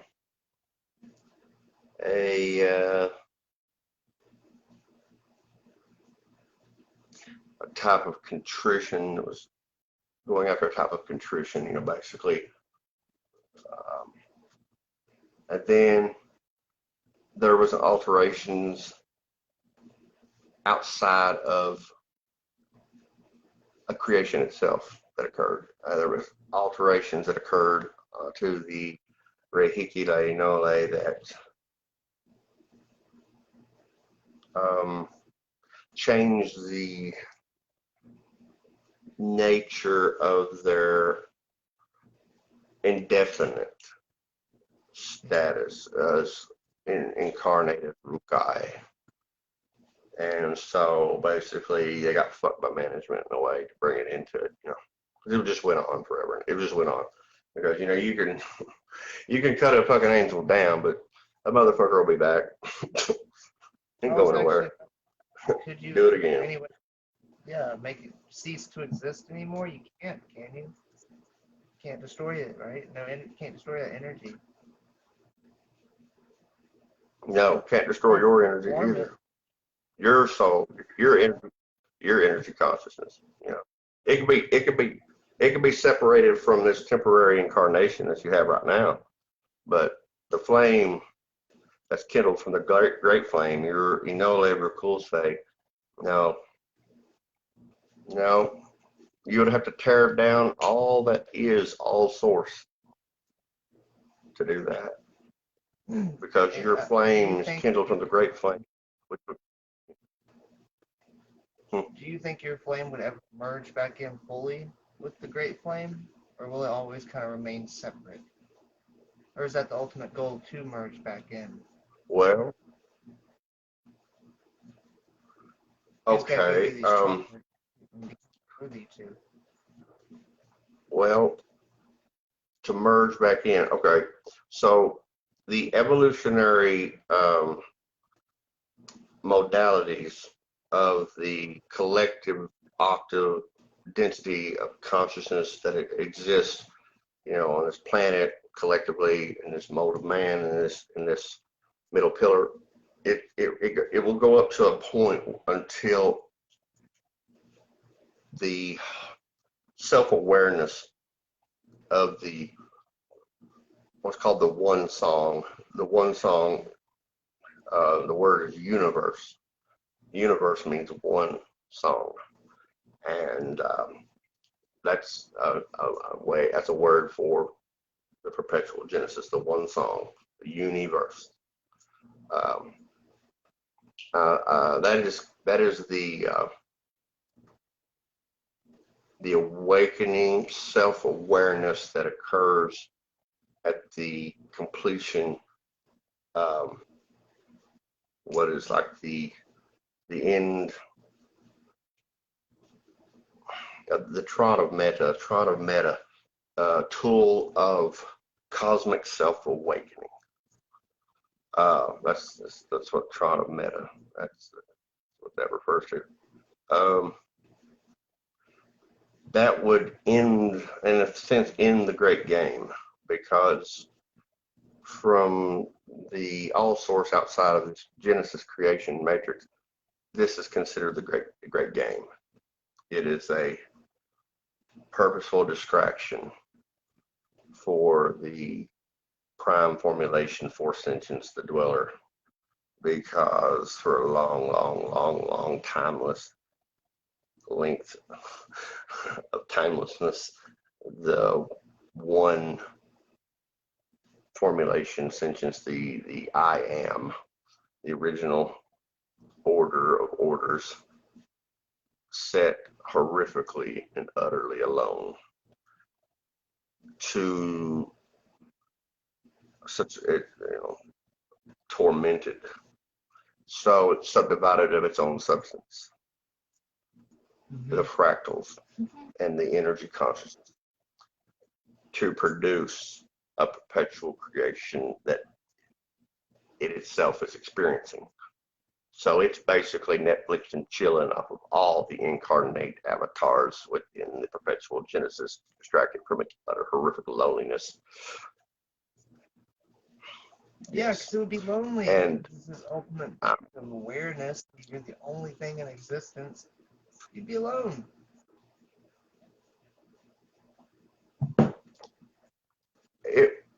It would be beneficial, but it would be horrific if one were to ever be given a glimpse of that, to experience to even a small degree of what that horrificness was. It could be very beneficial to an individual, but I wouldn't recommend. Did I ever tell you about my DMT experience? Oh, a let's hear lot. this. I want to hear this. Yeah, man. So I What took happened? it more than a normal amount, right? And I was blasted off into a black Good. vortex that turned into a log, that turned into a tree, that I was flying through a tree, and then thorns began to come at me and shred me to pieces. And then I realized what it was doing. It was shredding away every filter, every three-dimensional filter and conditioned wall that I had until it got to the last layer, and it literally ripped it away until I didn't know what it was to be human. I didn't know my name. I was nothing, no form. I was formless. I was pure thought, pure awareness, and nothing but black void. But at the same time, I knew everything, Mhm. and I could feel my consciousness was everywhere and in everything. And I realized that I will and have experienced every possible life through every possible perspective, all simultaneously. And then I agreed to forget it all again. And dude, it blew my mind. Yes. I was in a psychosis for like 2 weeks. Yes. It was very terrifying. And ever since then, That's like, awesome because it your opened my mind. your experience directly reflects what we've been discussing this entire time. I know, and I've been thinking about that. And I'm not just making it up, bro. You can ask some of the other members. Yeah. I've told this experience a I, couple times, you know. Yeah, it's really wild. I'm The an old soul. synchronicities are I know insane. you're telling. I know. Well, I'll finish that story about the war in heaven. So after that was brought to a close because management fucked the Arukai out of their fucking never-ending slaughter of the other fucking angelic avatar form. um, and it all come. You'd think that maybe the maker, the dweller, the creator would be perturbed, but not at all. Was actually intrigued, and there's a reason. The one that led the wholesale genocide of the other angelic forms happened to be there is an energetic, there's two groupings of oversouls in that place that you were at, the darkness, that were, actual heaven, pitch black. There's two groupings. There's the Rehame and the Teruze. Now the Rehame out, there's a larger, that's, during the first branching in the first age, 929, 309 were Teruze, and 620 were Rehame. Now, of these, there is amongst them, basically, I don't like the word leader. I don't like the word captain. These words are not proper. Let's just say energetic pinnacle or point man or whatever. Okay, this has to do with energy. So you have what's called, we have to use these words because we, short of having other leader of the Teruze, leader of the Rehame. Of course, but now leading this isn't the proper word, but it's the Ka'e'ae de Teruze and Ka'e'ae de Rehame. Now, the one who was the Ka'e'ae de Teruze, 666 of the first tier, 666 of the 9. And after all this kerfuffle was said and done, the maker, the dweller, the one who possesses all four forces, said 666 of the 9, come here, I want to show you something. So 666 of the first tier, 666 of the Vizeze went, and the creator took their oversoul and showed it what it had came from. which completely surrounds and encompasses the threshold of the abode of the dweller.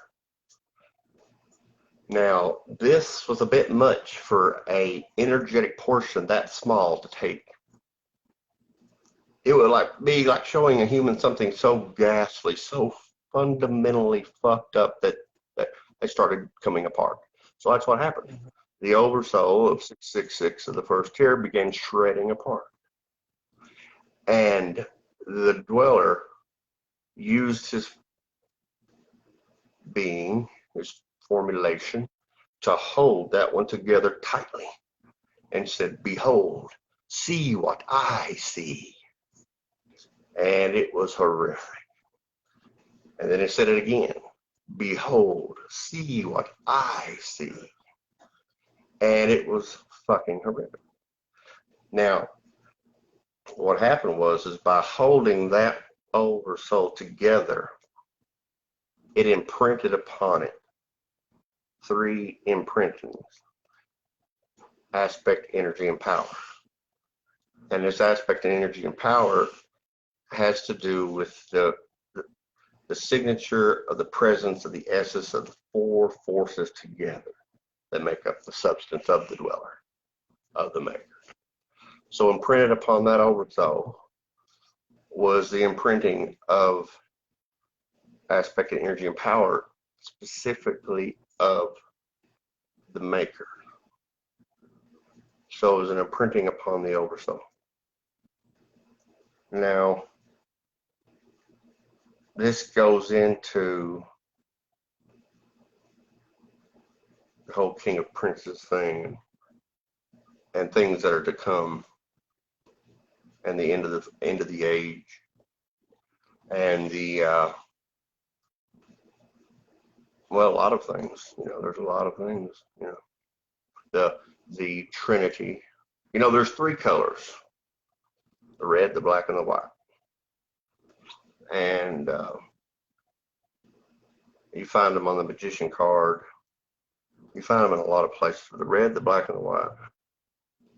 It's representative of the Trinity, the dragon, knight of the sun, the beast, king of princes, and Petros Romanos, the prophet Peter the Roman. 3 individuals: the red, the black, and the white. And these 3 are old souls that will essentially spearhead the convergence and the congregation of the ancient community. Now, say you've had a few hundred or a couple thousand previous lifetimes, and let's say I've had enough, fucking enough, and other people, and we've maybe bumped into each other before. Well, we're together again now, and we comprise ancient community, and it will be made into a congregation, and the one who will sit upon the mount of the congregation in the sides of the north. There's 5 I wills of Satan. I will ascend by the stars of God. The stars of God are references to the siblings, our brothers and sisters, who have been incarnating, their own number with us. We bumped into them here within the dream. We are together outside of the perpetual Genesis, always together. So when he says I will ascend above the stars of God, it means he will ascend above the stars of God. He will resonate at an octave density consciousness higher and possess a throne and a matrix of energy convergent upon one point, and for a great working at the end of the age. And so he will ascend above the stars, his brothers and sisters. And it says, I will sit upon the mount of the congregation in the sides of the north. Well, the congregation is the ancient community brought together again and energetically brought together in harmony and in order for what is to come at the end of the age. And it says that I will be like the Most High. Well, technically, this individual may, if you consider in book 5, in my 5th book, Vue Arhone Adoe, the Temple King, Resurrection of 22nd Abstract Core. It has the resurrection right of the King of Princes in the end of the book. The magical ink to draw the symbols upon the body, and the invocations that are spoken by 9 witch kings. And then what occurs is the elder spirits, the Hanukohe, Lesiroe, Tolokagahe, they will shift in their resonance and their throughput, and it will allow for the full Merkava activation of this portion of this oversoul, and that imprinting of aspect, energy, and power, which is called Tipue, which is a complex word. It means gift in the giving, and the 3 things. So it's a complex word. It will allow for the activation of what's called in the Holy Kabbalah the Shekinah.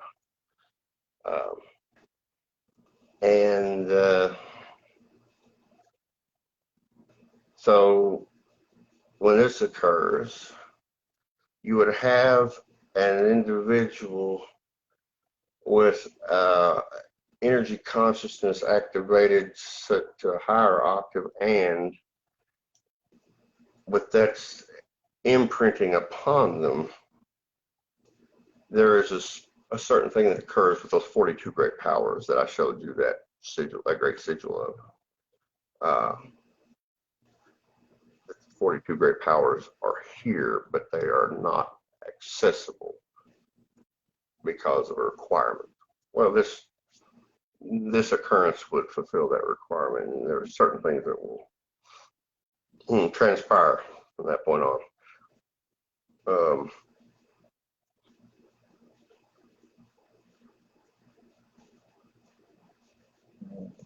After the maker, the dweller, imprinted that upon that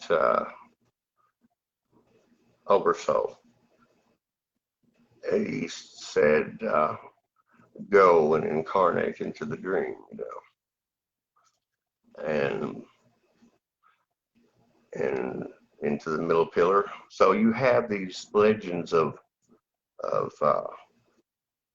Hermes Trismegistus, the Lord of all magic.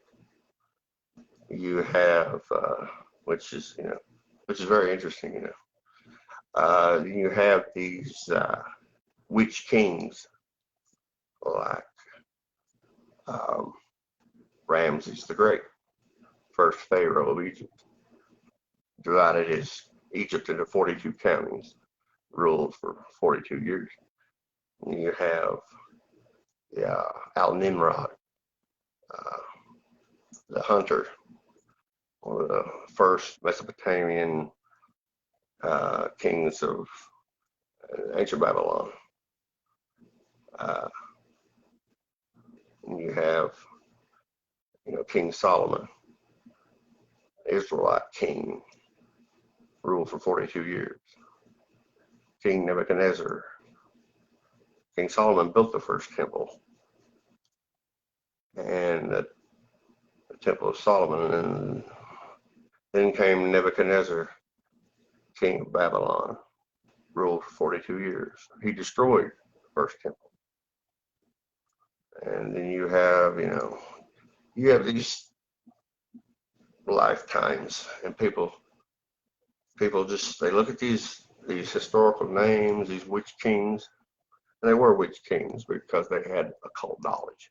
They applied occult knowledge, and they happen to be a king. If you're a king and you have occult knowledge, that is not readily available to others, and and you apply it for the purpose of manipulating energy or forces or anything, then you are a witch king. So people look at these historical names and they see these separate individuals.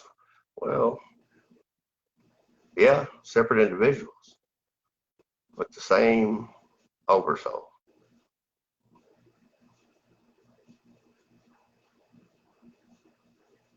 That's awesome. And in the Bible, yeah, dude, yeah. The last shall be first, and the first shall be last.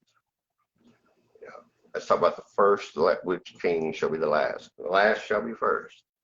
So the king of princes that is to come will be Thoth Hermes himself, Damn. Lord of all magic. Which king of earth? Nuzu Eje de Kapolske. Vue Nuzu Eje do de Kapolske, the witch king of earth. Damn. Yeah, that's pretty awesome.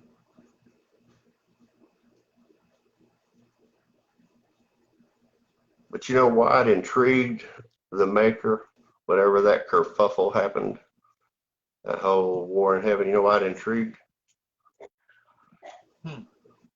It took a specific characteristic for such a thing to take place.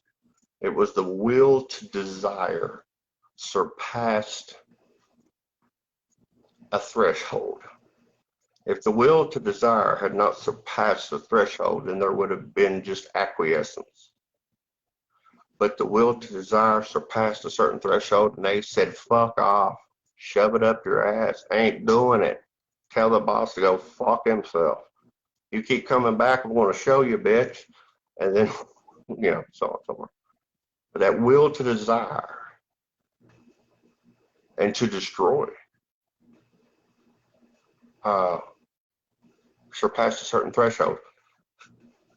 Well, see, the maker is, in a sense, kind of bound by order, reason, and structure in a way. There is,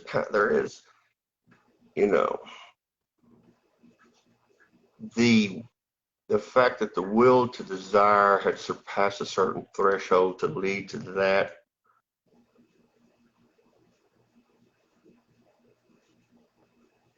Was very intriguing.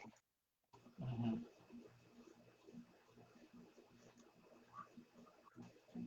Yeah, for sure.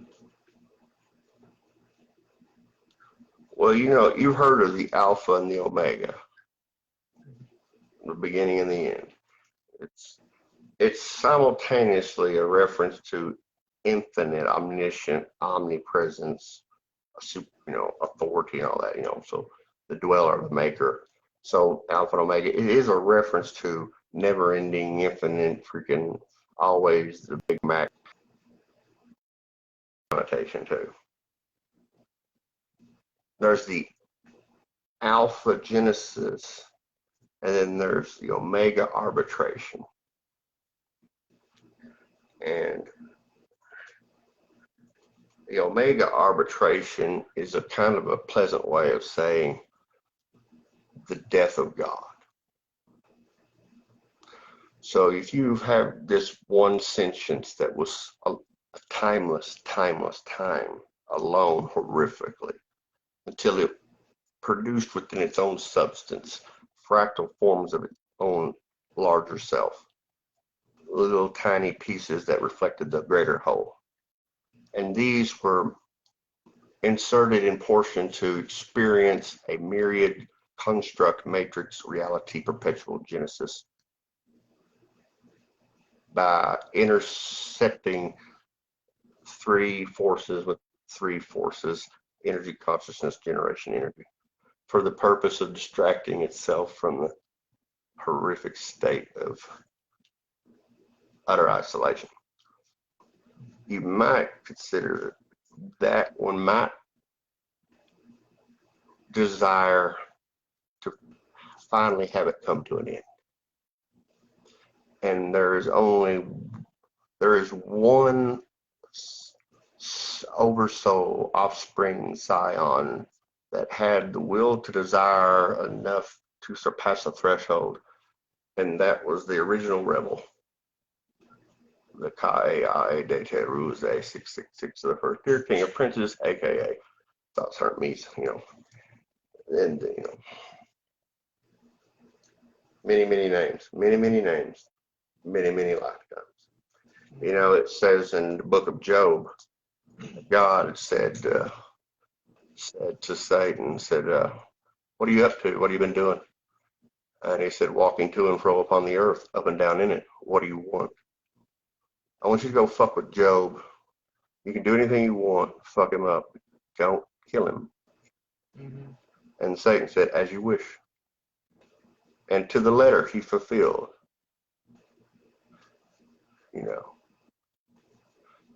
And preachers will say, well, the devil was making a wager against God. He was wagering that Job would fail. No, there was no wager against God. It was basically in all the incarnations and lifetimes and experience, as in the form, walking on the earth, being around humans. It's not a big leap to be like, he's probably going to fuck this up. I've been around a lot of people. Everybody, including myself, we're all fuck ups. So he's probably going to fuck this up. And God's like, no, I think Job's going to do it. I think he's going to overcome this challenge. And when he incarnates the next time, he will be moved up into the ordering for the sequence and standing. And, Satan's kind of like, I don't know. I've been around a lot of people. We're all kind of fucked up down here, probably going to fuck this shit up. So it wasn't a wager. It was just an observation based on being around people. But when he said walking to and fro upon the earth, up and down in it, that wasn't a joke. It was literal. He was walking down a road. Of course, this is before there were cars, walking.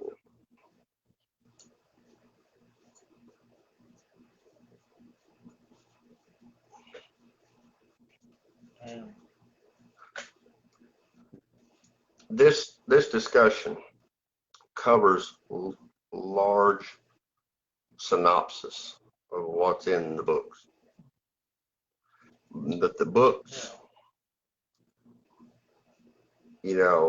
by speaking the Enochian, it will have an immediate and cumulative effect on the energy of the energy body. Even if you just do the first meditation I was ever given by the angels, which is what's called the source meditation. O seve donie foahe, O seve rute, O seve jueveve, O seve ise kesdige. Source sees, source hears, source knows, source is one.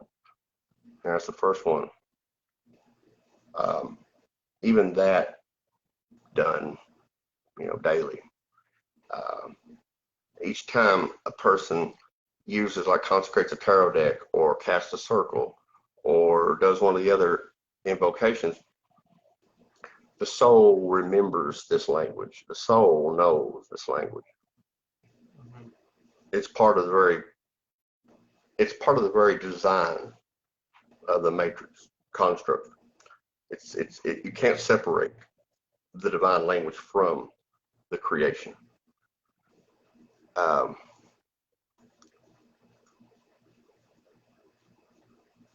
And I put up a video yesterday. It has to do with positive performance, certification, closure, quantum grammar syntax. And it has to do with what are called 4 positionals, 4 of, with, and by. And if you create a proper syntax grammatical sentence, the positionals, either forwards or backwards, are mathematically balanced and certified.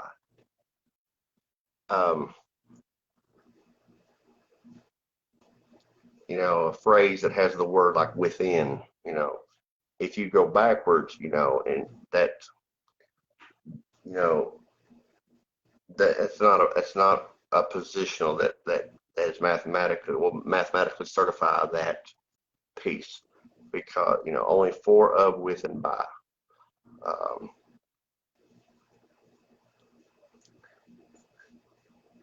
The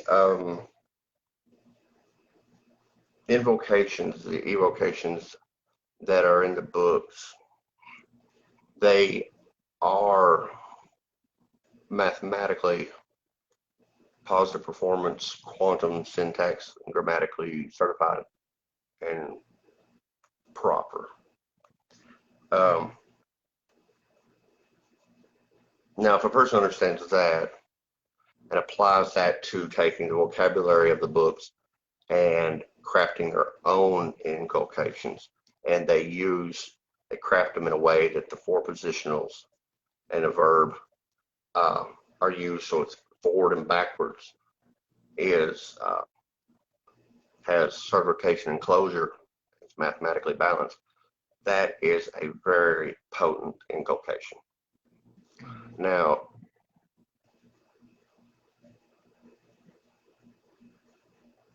that would be like the difference between just translating the phrase, Mary had a little lamb, and translating it into going word by word. Now that's using the Enochian language. But as far as inculcations, evocations, invocations, and manipulation of energy, you want it to be of a mathematically certified quantum, syntax, grammar, positive performance, technology. It's considered a technology. And it falls into the magic science because it actually involves, the value has to do with the sentient consciousness awareness of the claimant who is speaking it. And that goes right back to the divine language. So it gets pretty deep on this language shit, man.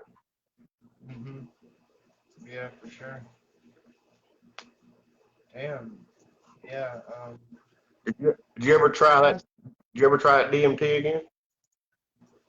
Yeah. Yeah. And it has It's awesome, man. I've done it. Yeah. Oh yeah. You had fluctuating what? I have fluctuating experiences with it, depending on amounts taken and whatnot. But they're all pretty similar, and it's wild. But let me ask you something. What's the end goal, do you think, of it all, in your opinion? Like, is it because the Supreme Consciousness is, in a way, bored and is just doing things, Or is there... Does he even know what he is? That's why we're here. Figure that out. There is. I'll show you something. Let me share this image with you. I'll show you something. You might find it interesting. Let's see here. All right, here we go. Check this out. Show this in the chat if you want. This is the largest word in the divine language. Okay.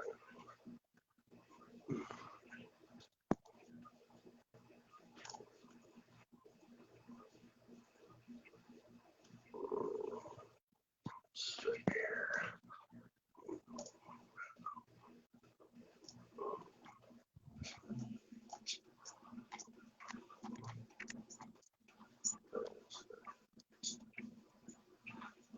Okay, yeah, that right there. That is the largest word in the divine language.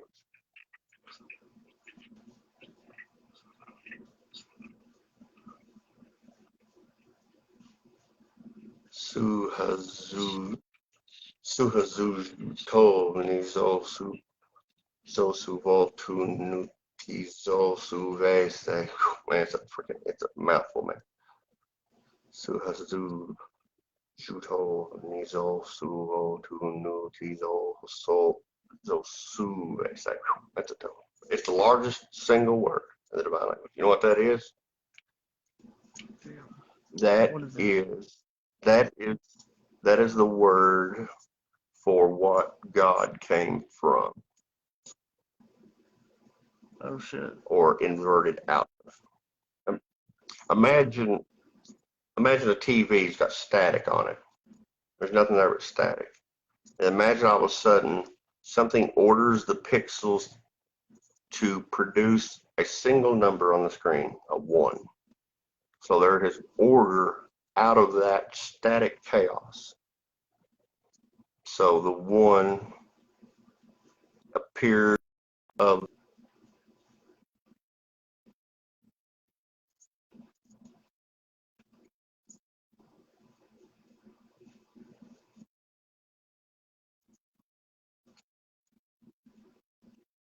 Yeah.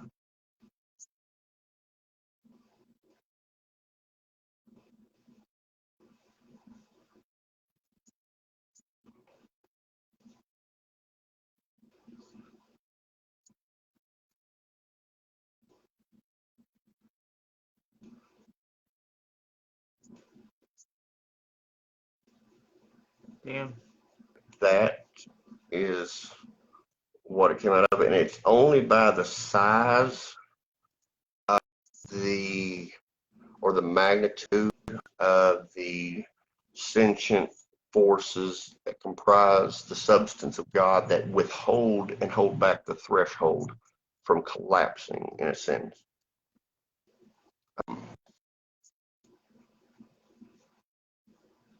Our oversoul fractal form of the substance would not be significant enough to maintain the threshold, if that makes any sense. Yeah.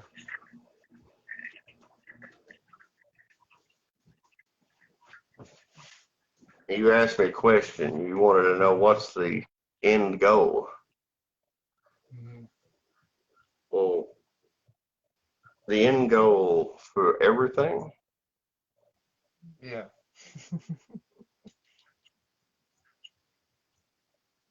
well, that's the Omega arbitration.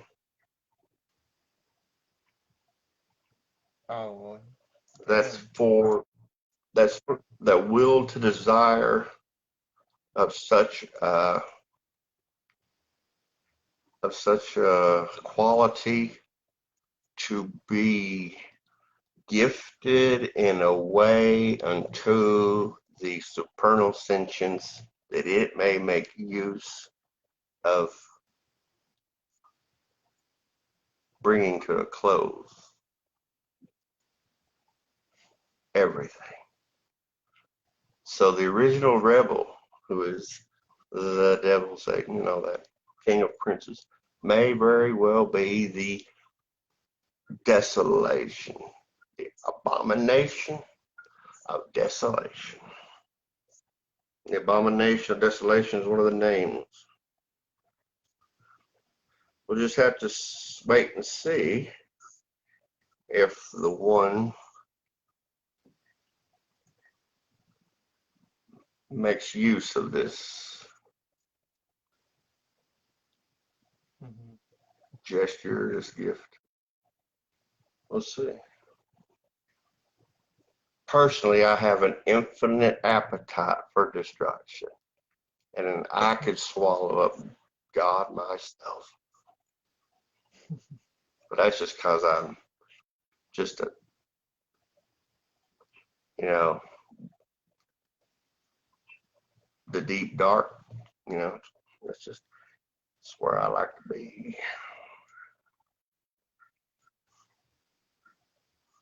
But I'm a friendly person as far as human to human interaction goes. But, you know, give me a legion or two of military and I will burn your city to the ground, and I will relish the screams of the women and children as they die. But that's just me. You know what I'm saying? That's just me. You know what I'm saying? That's just me.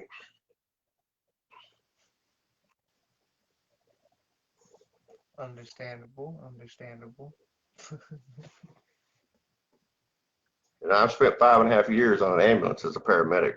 I've been around plenty of screaming and dying. So,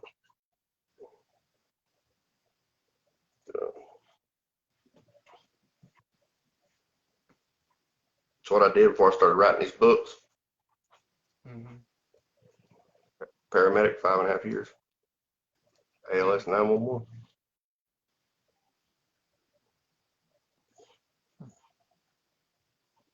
Damn. You say you might possibly come out with 9 books total? Possibly? I was told that I will write 9 books. Yes. I will write 9 books. 9 books of this series. That doesn't mean I can't go off on the side and write a freaking, Adventures of fucking Pooh Bear on the side. What I mean, that's not saying I can't write other books. It's just saying of the Hyacinth Pillars series, there will be 9 books. True that. That's cool.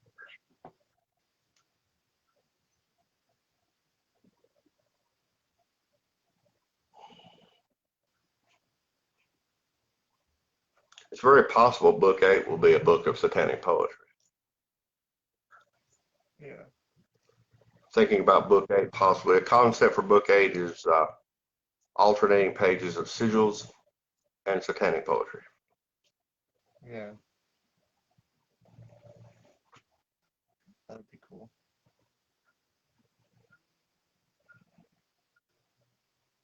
Yeah, man. Well, we are happy to have you along and happy to see the progress that you make too. And look forward to, seeing more stuff you come up with.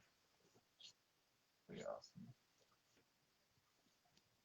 Anybody in the group that wants anything translated, I'll do it. No problem. Just message me. I can do translations. That's awesome. It might take a day or two to, send it back, but I don't mind at all to do translations. Some people have had summonings for like, draconic, different types of summonings, and I've done translations That's awesome. of those.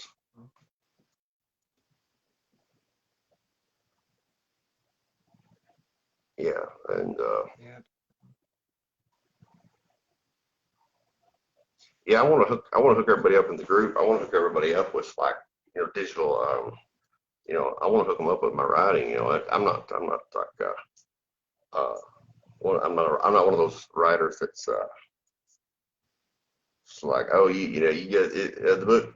I'm not. It's not about it's not about the money. It's not about the money.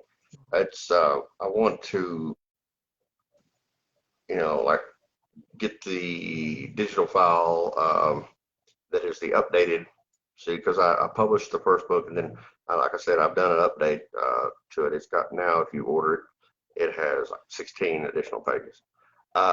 Basically, I've added a few pages on the Lesser and Supreme Ritual of the Pentagram, and I finished the Ritual of the Hexagram because when I first wrote the book, my purpose wasn't to create just some grimoire that had, but it was to put inculcations in the angelic language there for a person to use so that they're speaking them on a regular basis. And one of the readers suggested a witch friend of mine said, "Why don't you? Where's the other half of the hexagram, like the lesser and the supreme?" I'm like, "Oh yeah." So, the banishing. I was like, "Yeah, I'll go back and add that in." So I mean, because my intent when but that has to do with being rushed to get the thing published, but now it's got the complete lesser and supreme ritual of the hexagram in it, which is pretty awesome because it has five god names, six god names, or five god names for the ritual of the pentagram. There's 6 for the ritual hexagram. So those weren't there in the first publishing of the book. Now they are. The second book, The Flame Grimoire, I added in Quite a bit of spellcraft. Quite a bit of spellcraft.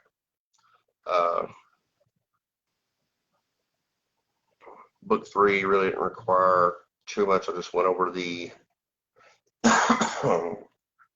portions discussing the kings and some of the, because in the book 3, there's what's called the calls of kings. The first portion of the book 3 is a 91-day chakra working. It's basically, you start with like the root chakra, and basically it's for clearing blockages. And then you do that, and you take a couple of days off, and you do that, and take a couple of days off, do that, take a couple of days off, and you proceed to the next one, sacral. And you do that one, and take a couple of days off, that one, take a couple of days off, that one, take a couple of days off. And then you move on to the solar plexus. And so you go through the chakra work. And then the second portion of the book is called the calls of kings. So you have 9 kings, and there's 9 calls that precede this key. And it's the same key for all 9, and the 9 kings they correspond to the actual Enochian name of Lucifer. I don't know if you've ever, are you familiar with the Enochian and name of Lucifer? I don't believe so. Well, it's spelled Sevtosaze, Sevtosaze.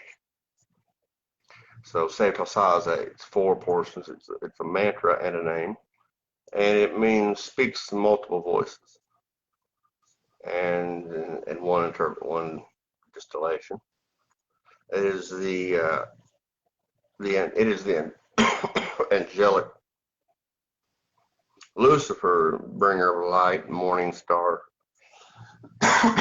bringer of light, divine clarity.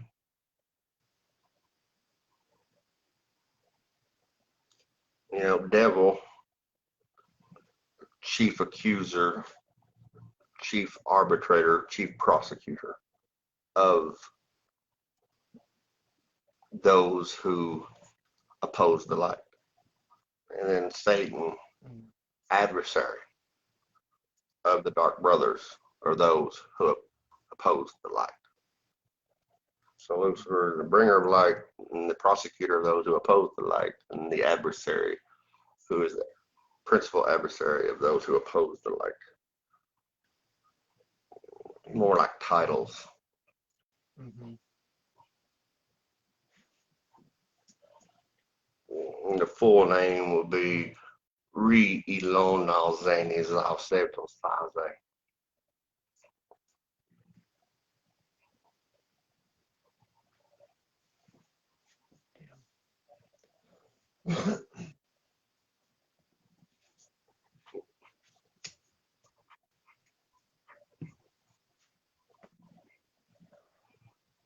Man.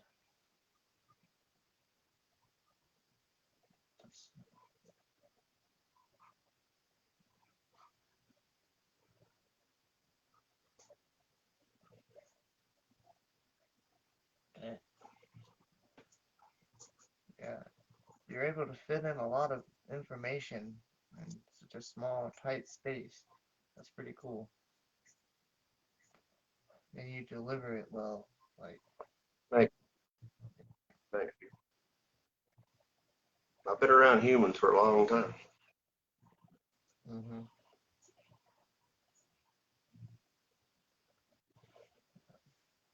Yeah, that's cool. Time kind of moves faster. Time exists in the experience of the fundamental substrate of the experiential reality. But we're approaching the end of the 4th age. Won't be long. Mm-hmm. And they refer to the king of princes as the Gebaphale. Gebaphale, the harvest, or it's also named for the king of princes, the harvest king. See, the harvest king is the king of princes, and is king of the harvest. And the harvest occurs at the end of the age. And there are three. See, John Dee and Edward Kelly were never given the 20th call or key. They were given 19. The last one I showed you, the 20th, the apocalypse ether. It's really called the marriage of dimensions, but they were never given that one. There are three rituals that the king of princes will perform. The marriage of dimensions, summoning of the Watchtower Legion commander, and then 42 months will pass. And when the 42 months pass, then he will perform the rite of the rod of transmutation and become a lightning rod. In that moment, raises the octave density of the collective sentience of the earth and its inhabitants and those worthy into the harvest, and brings an end to the fourth aeon modality in the beginning of the fifth. And then he is freed from that mortal form by being struck in the chest by one of the Legion Watchtower archangels. And that pose, the Baphomet pose, 2 fingers up, and this hand 2 fingers down. You've seen it. You know, the magician's doing it on the tarot card. The Baphomet's doing it, and the reason the Baphomet's doing it is that is the king of princes. The reason he has a goat head on is because nobody knew what his face would fucking look like. And so the reason the 2 fingers up, 2 fingers down, that is the pose for the rite of the rod of transmutation. He'll step his right leg forward, lean back, open his chest, right hand up, left hand down, boom, become a lightning rod for the elevation of the octave density of consciousness. And in that moment, be struck in the chest and freed from the avatar. Because after the resurrection, that one cannot return back to the human form that we have right now. It's not reversible. So that's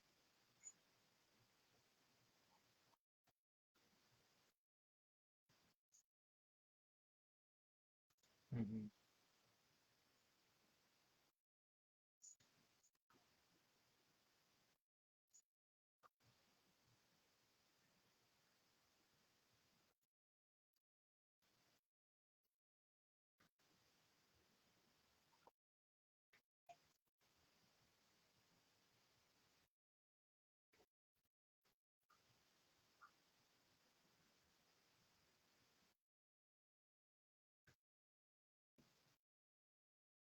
So when this happens,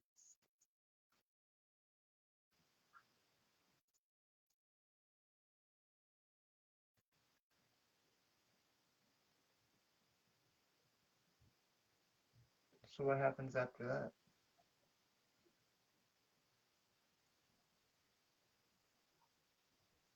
But now, see, there's people at different levels of understanding and studying. And people that are new to the occult, people that are new to Satanism, people that are new to Wiccan, people that are new to witchcraft and sort of all these things. And they have a lot of times people that are new, they have a repulsion to the Judeo-Christian mythos or narrative. Mm-hmm. And so they a lot of times will reject anything. They will even the terms Satan or adversary, which ultimately God is the ultimate adversary. If it so chose to be. I mean, there's the story of Balaam. Balaam was on the way to sell out some people to a wicked king, and he had his donkey that he'd had for years and years. And he's going down a path. There's a wall to the right, and there's a big crop of something up to the left, a big field of big tall, not tobacco, but whatever. So he's going down this path, and the donkey just stops. And he whips it on the ass and says, "Go on, motherfucker." And the donkey won't move. because the donkey sees a figure standing on the path. It's an angel.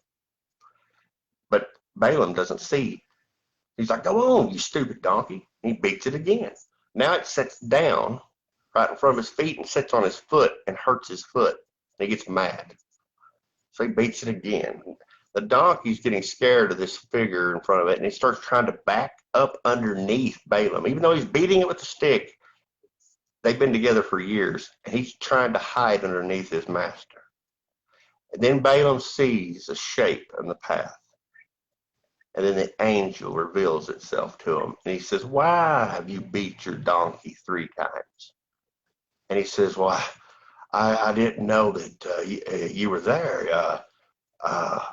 Obviously, you know, it saw you before I did. And the angel says, you're lucky the donkey stopped you. Because surely if you'd have come any closer, I would have cut you down. And he was just starting to deliver a message. Go home. Don't go to the king. You're not going to sell out people, your own fucking neighbors, to that bastard. Go home. So he turned around and went home. But that's the story, you know, because that's what the angel said. You're lucky that donkey stopped you, you know.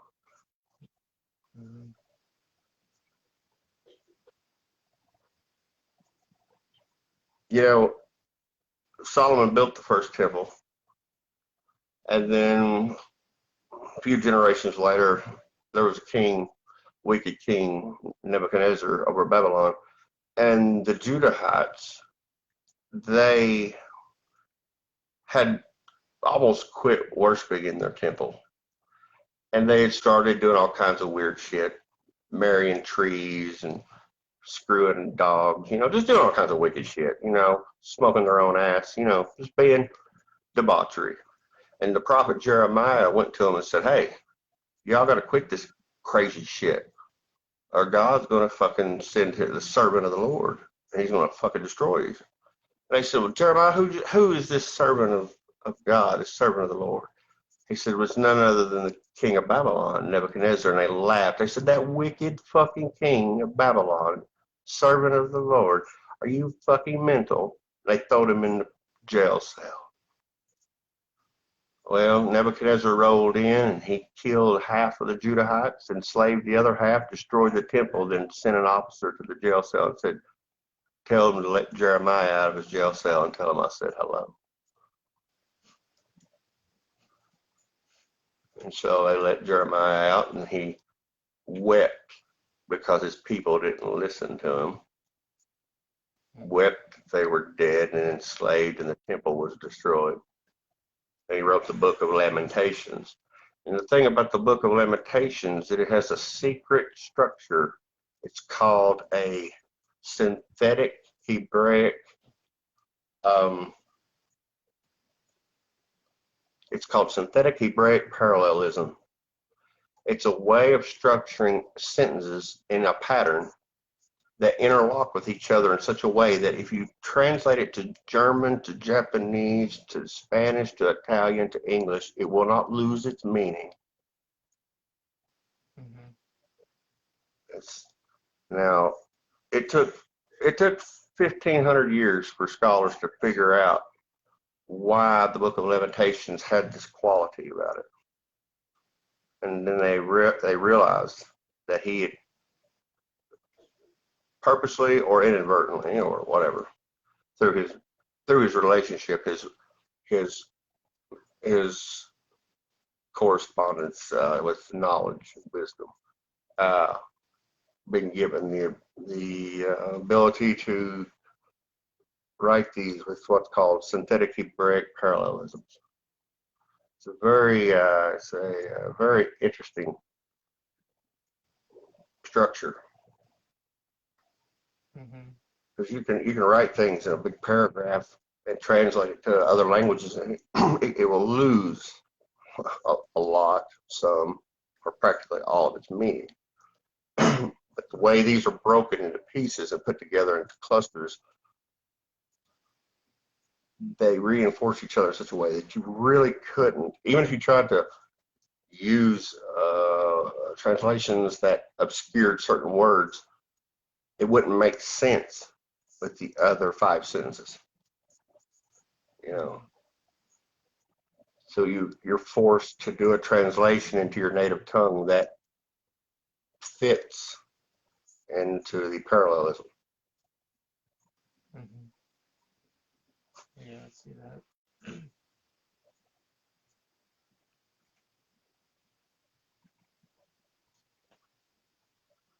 You know, the two, I told you last time we was talking in group chat about the 2 most famous books in the world. Possibly. The most famous, there's a fiction and nonfiction. The most famous fiction is by J.R.R. Tolkien, Lord of the Rings. And the most famous nonfiction is, of course, we're excluding the Bible and all these holy books, is The Art of War by Sun Tzu, Mm-hmm. which just happened to be titles of the King of Princes. The King of Princes is the Lord of the Rings, and he's the Art of War. Mm-hmm.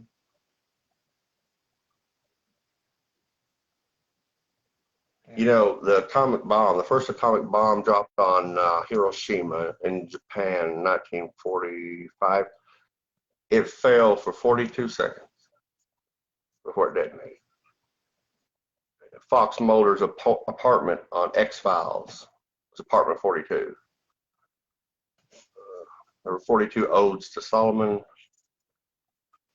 42 is the rarest numeric in, if you ask any number file mathematician, it's a Harshad number. It's like a prime.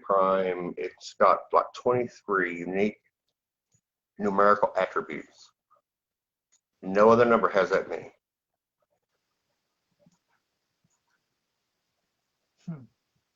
That's wild. If you notice, if you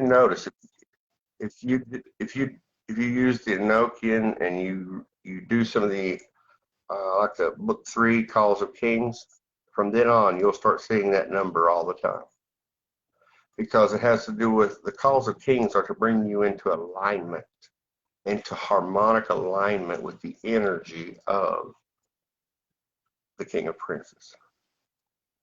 Mm-hmm.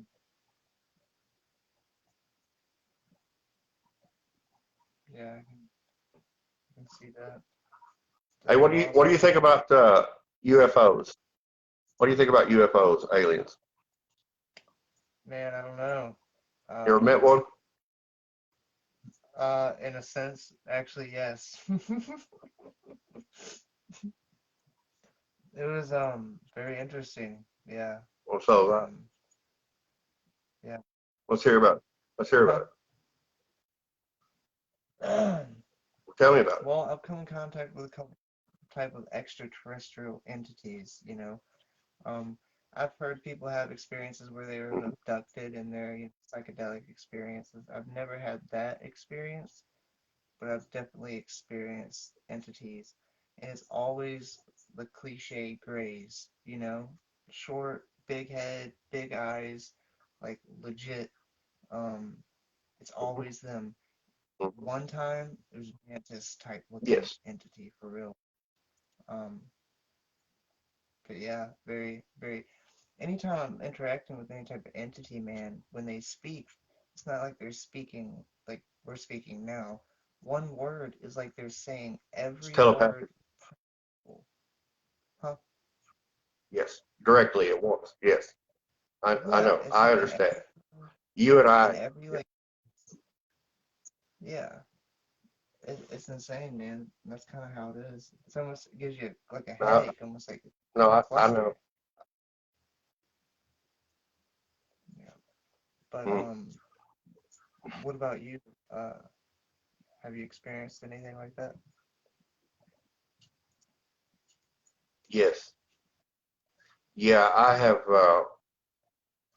I've 31 different occasions from the time I was 11 to the time I was 27.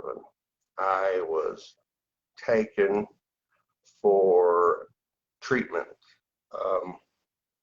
Now these were the small grays, but they had more of a slight tan mixed in with the gray. They were old looking. They had wrinkles, but they were short little fuckers. And and more than once I woke up on the table and I would look, and there would be one. Like one time, they would have this thing, a metal bar about this long, gray metal. It was about that thick, about that wide, no markings on it. And they were going up and down above my leg with it. And it's a wand. It's a wand that works between the ship and their consciousness. It's an antenna transmitter wand. It is a magic science. It is magic wand, if you will. And I'd raise up, and like one was doing it on the leg, and I looked down there, and I was like, well, it ain't hurting. Fire on it, motherfucker. Whatever. I didn't care. I was totally fine, because that's what I said to myself. Like, well, it ain't hurting, so fire on it, little man. And on one occasion, a tall, slender reptilian head walked in and asked the little one something. One of the little ones there, and then looked at me, and then walk away. It's interesting when they talk to each other, because, like, if we were to like head nod to each other, you would see the head move. Well, when one does it to one of the others, they don't actually move their head, but it seems as though their head nods, because it's telepathic. Almost like A telepathic head nod. Yeah. Your head doesn't actually move, but you perceive it. Yeah. Almost like a hologram. Yeah, I was kind of imagine that. Yes. Yeah. Yeah. You're perceiving it moving, but it didn't actually move. But it's telepathic. The little ones they're just hard working little motherfuckers that go about their task.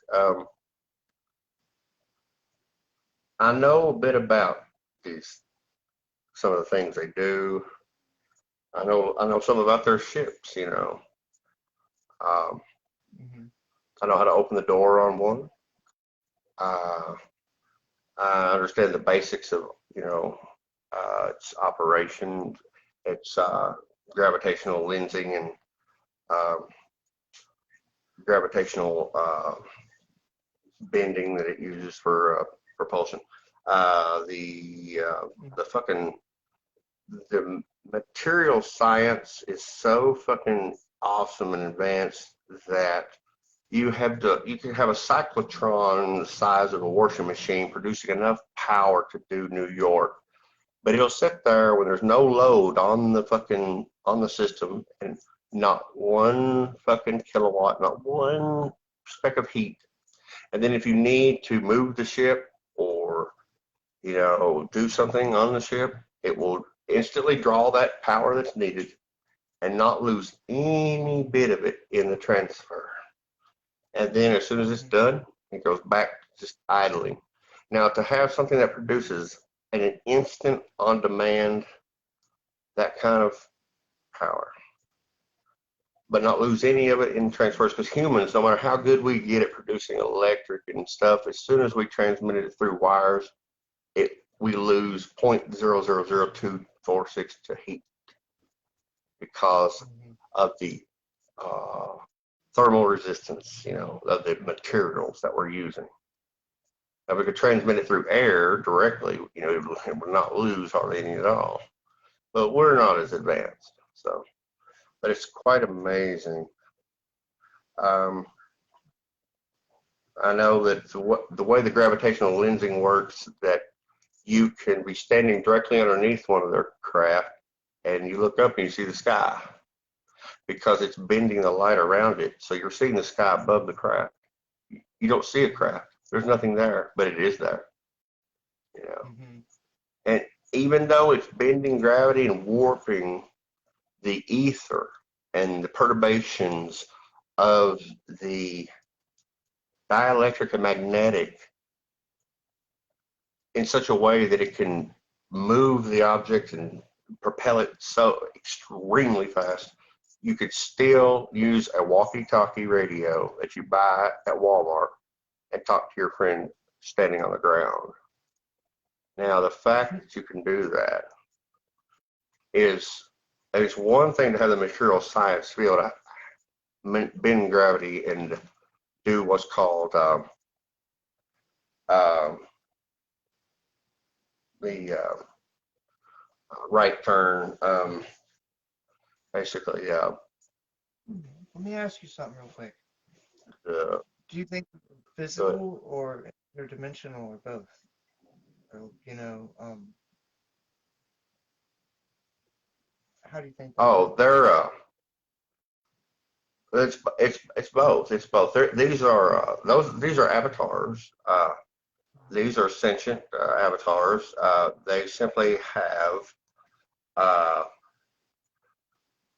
they're resonating. Their energy consciousness is resonating at an octave higher. See, this is the reason why they knock people out when they take them. It's because it's a lot easier to deal with that individual if they're knocked out. It's the reason why they don't just come around and visit people. It's because what happens is when you're in the proximity of a being who is resonating at a higher octave of energy consciousness density, the individual who has like repressed, suppressed childhood trauma, they have maybe they have not gotten a handle on emotions, or they just maybe bad things happened to them as a child. Maybe they were just left alone a lot, and they have abandonment issues or whatever, and they repress this shit and they become an adult, and they work and they watch TV and they just don't think about that shit. They never deal with it. What happens is when you get in the proximity of a higher octave resonant frequency entity, is all that shit that you've not dealt with starts coming to the surface instantly. And it comes to the surface in such a way that anxiety, fear, fucking emotions that are not controllable immediately appear. And the person will automatically blame. It's like, you're the reason for this, motherfucker. Why are you doing this to me? And the motherfucking alien or whatever is like, I ain't doing nothing to you. You're just standing too close to me, bitch. You should have dealt with that shit from childhood. So once you go away, deal with that shit, meditate, maybe evolve yourself, and then come back. You'll see that I ain't doing shit to you. You're just standing too close, motherfucker. You know what I'm saying? That's why they knock people out when they take them. So that's not an issue. And now, people that have dealt with childhood trauma, people that have dealt with and don't have any of this repressed or suppressed, unresolved.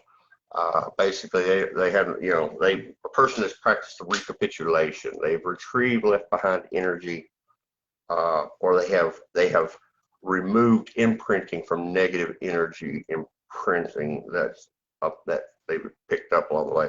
A person who's dealt with this, a person who has some knowledge and some wisdom, they won't have any problem sitting there and having a conversation with them, because there's nothing to dredge up out of them, because they have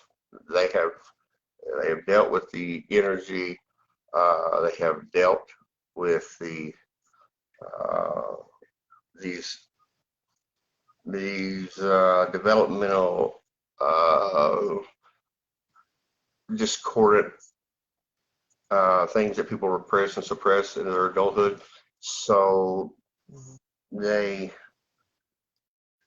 have no problem. There's nothing there to dredge up. So they can sit and have a conversation. They're like, hey, where are you from? Pleiades, or you one of them Zeta Reticuli fuckers? We don't cotton to them Zeta Reticuli fuckers around here. No, just kidding. Hey, can I take a ride in your ship? I'll steal it and drive it like I stole it. And the little alien will laugh. Ha, you're funny. And and one of the nicest things you could do, if you're able to operate and behave in that way around them, is to give them a gift, a simple gift, like something you made, like a flute or a wand or just something small and simple, something that you appreciate for its beauty. Give it to it as a gift. They'll never forget that. But for a lot of people that have repressed and suppressed trauma from childhood or unresolved issues from childhood, they wake up and they're like, "Oh my God, you're gonna kill me!" They start flipping the fuck out because what's hit them is extreme anxiety, and most of that is because they're in the presence of a higher octave resonating sentient being, and it's causing that to happen because they're in proximity to it. Now you move them a half a mile away, that quits. You know, that's why people will see it, an alien, and they won't feel fear, and then all of a sudden they will feel fear. Well, and it has to do with, you know, the little grays or whatever are standing over there, and they're like, yeah, you know, that human's still standing over there. Yeah, we've been ignoring them. Well, what are we going to do? So now their awareness has shifted onto the individual. Not that they're going to do anything bad to them. The fact that a couple of them have shifted their awareness onto the human, that shit starts happening. So it has to do with awareness and sentience and proximity. You know. But people that have unresolved childhood issues and stuff, they can't look them in the eye. Yeah.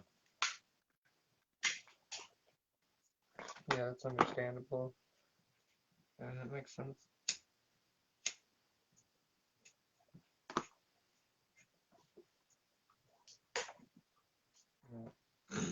You ever seen Bigfoot? No. But going back to what you were just saying, I can imagine that, because I would imagine if you're getting closer to a, higher, being like that, your brain's going to start trying to resonate on a higher frequency, almost like it would be if you're on a psychedelic. Therefore, a bunch of anxiety, a bunch of shit, subconscious shit would be brought to the surface, and yeah, I can definitely see that happening. Like a lot of times people will go to, different places, and they'll take ayahuasca. They'll take plant medicine, and they'll take the ayahuasca or the plant medicine, and they will be guided to work on the relationship with their parents or some unresolved thing with their sibling, and they will work on that. They will work through whatever fucked up fuckery went on then. They will energetically rectify it, and this is similar to that, but this is such an intense, if you're in proximity to one of these higher resonant density consciousness sentience, it's like bam, all those issues. And some people have more issues than others. Some people are abused, some people are abandoned, some people, there could be all kinds of things. But now, if a person does, in the Toltec tradition, there's what's called the recapitulation. And the recapitulation is a process where energy that was left behind or energy that was taken can be retrieved. Because since time is illusion of the experiential reality, the energy is still available to be retrieved. In our mind, if we leave a wallet behind at a gas station in 1991, we probably figure it's fucking gone. But now energy is still right there, and there is right here, because geographic and distance is only a fucking figment of the fucking dreamscape. Space goes on as far as the dream goes. It's like, how far does the fucking universe expand? Well, hey, tell this guy over here to get in the fucking spaceship, just keep going, see how far it goes, and come back and tell us. Well, they're just going to keep going. Man, I keep going and going. I can't find the end of it. Keep on dreaming, motherfucker. I mean, keep going, motherfucker. I was going to ask you that, too. Do you think that, we have a set amount of energy that will just continue to transform and change?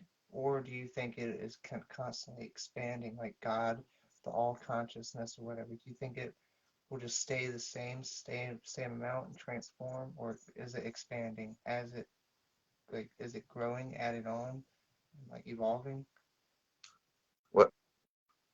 No, there's a difference between the fundamental forces and energy.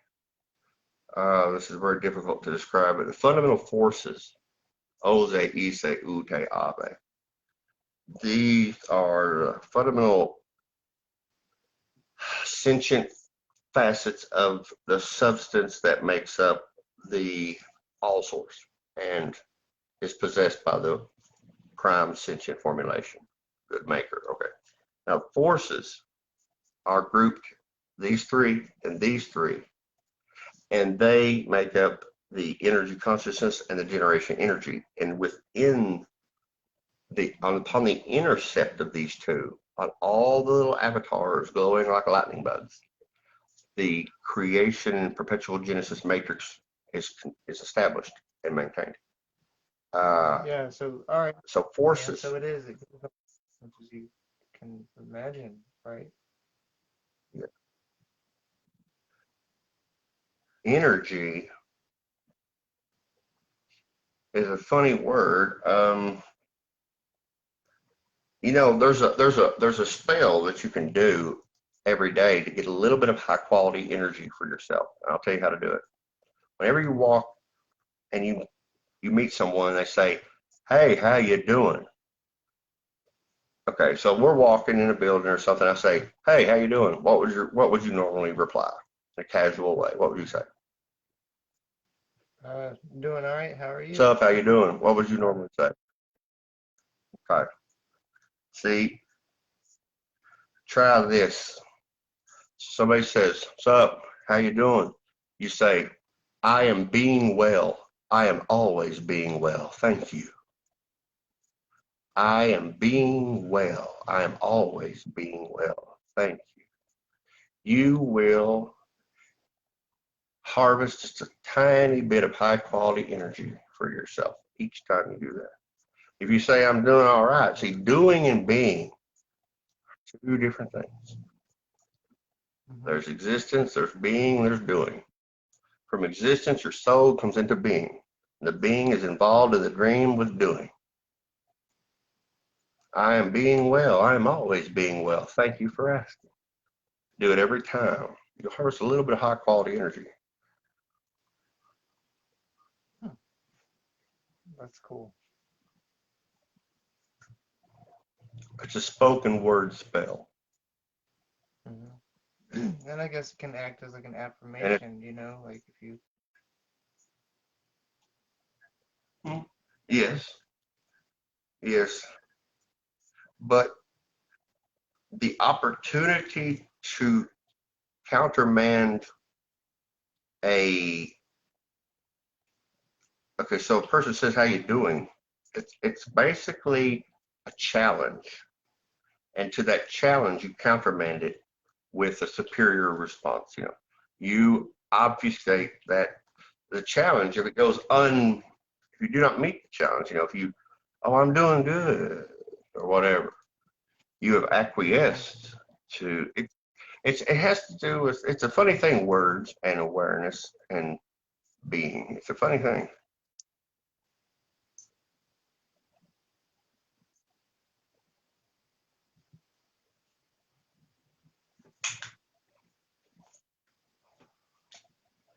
Dang, man, this has been pretty fucking awesome for real. I know we've been doing this for like, I don't know, a couple hours, I think, or something. Would you want to come back on another time and we'll go over some other topics on other things, maybe? Maybe touch Man, base I'd on love to things come like on, man. You come on. Yeah, yeah. Because I'd say, you know, like a couple of days, you know, I mean, like I'll answer any questions, man. I enjoy answering questions. All right, cool.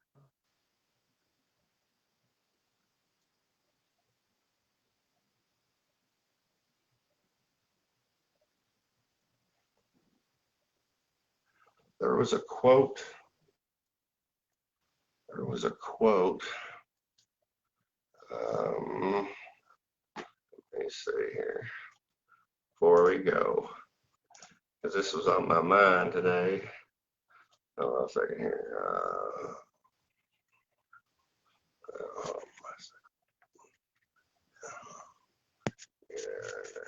hold on a second.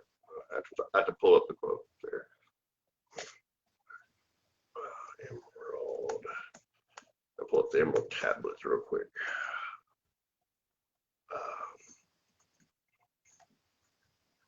Let's see. Crystal links is that a good one? Let's see.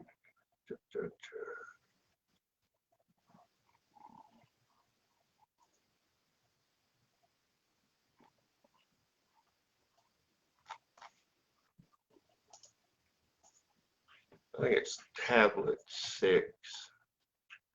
I was studying tablet 6 and 7. Yeah, 6, the key of time, the key of, oh no, it's the tablet, yeah, key of magic. Yes, hold on a second.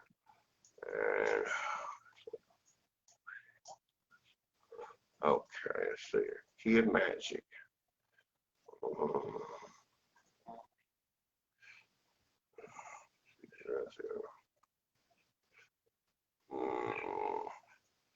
Yeah, around it they close the veil of their night. There through its lifetime that soul dwells in bondage, bound by the fetters of the veil of the night. See, when it talks in the Emerald Tablets about the soul that dwells in bondage, bound by the fetters of the veil of the night, that's talking about being a soul incarnate within the matrix dream.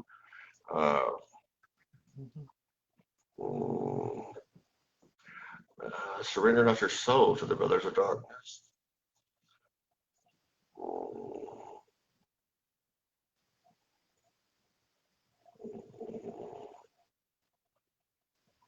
Oh, here we go. Even as exists among men the dark brothers, so there exist the brothers of light. Antagonists they are of the brothers of darkness, seeking to free men from the night. Powers they have, mighty and potent, knowing the law, the planets obey. Work they ever in harmony and order, freeing the man's soul from its bondage of night. Secret and hidden walk they also, known not are they to the children of men.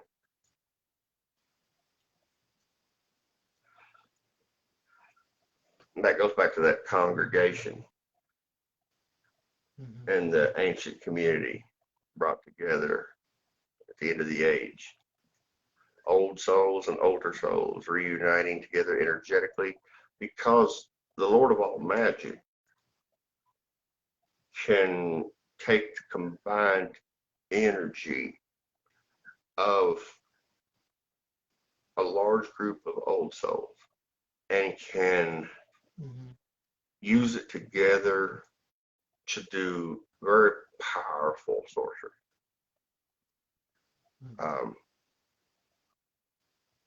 You know, one of the things, you know, blood is very powerful, involved in a lot of different workings. And the Thelema and the tradition of Thelema and stuff. You have the using of blood. There's different opinions on what kind and what purpose and so on.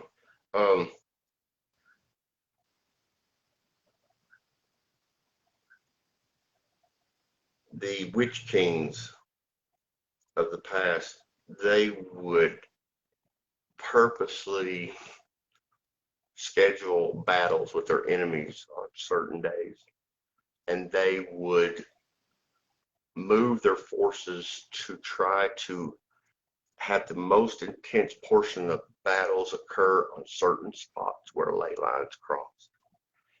And by the outpouring of blood that their legions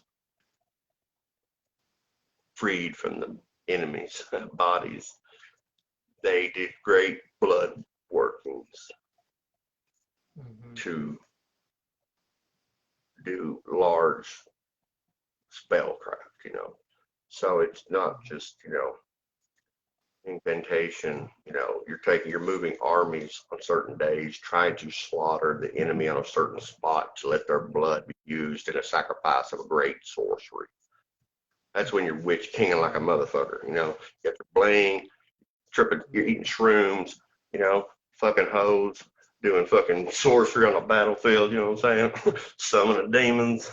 Well, I fucked a hoe, summoned a demon, ate some shrooms. I just slaughtered a fucking goddamn big legion over here on this fucking special spot. And I just upgraded my Witch King helmet, you know what I'm saying? Yeah. uh, Damn. I got like double, what is it? What's it called? A gaming XP experience points, XP or whatever. What's it called? It's like I got double XP off that. Yeah.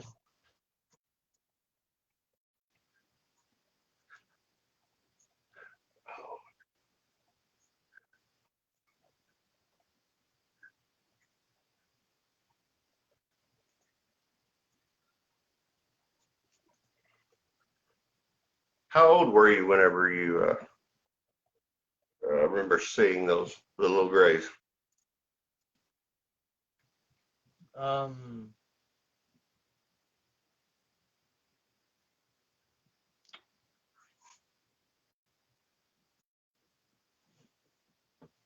Probably like 19 and then 22. Yeah. I'm 23 now, so. Do you ever remember any flashing colored light, like a blue colored light, ever flashed or anything? Mostly iridescent color, you know? Think of like, yeah, kind of like rainbow light, but it wasn't, sometimes there'd be Yeah. colors that would be more prominent than others. It's like, almost like a mirror, but a mirror with like color and like iridescent tones. I don't know. Wild. Kind of like a rainbow. Well, they use I that guess. ultraviolet. The grays use the ultraviolet spectrum kind of like to blank a person's memory, knock them out. Mhm.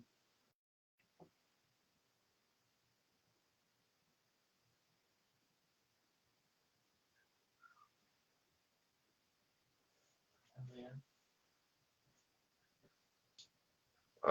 Bigfoot, Dogman, the Rake, you know.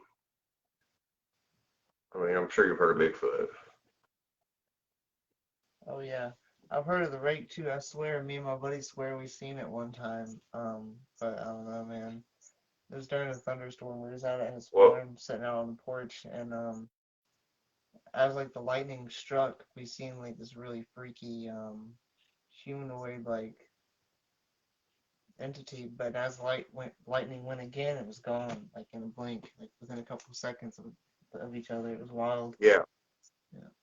We both seen it too. 'Cause he looked at me as soon as I looked at him. Like, what?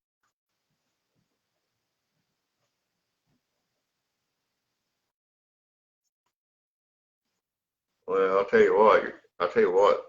They're bad news. I'll just tell you, they're bad.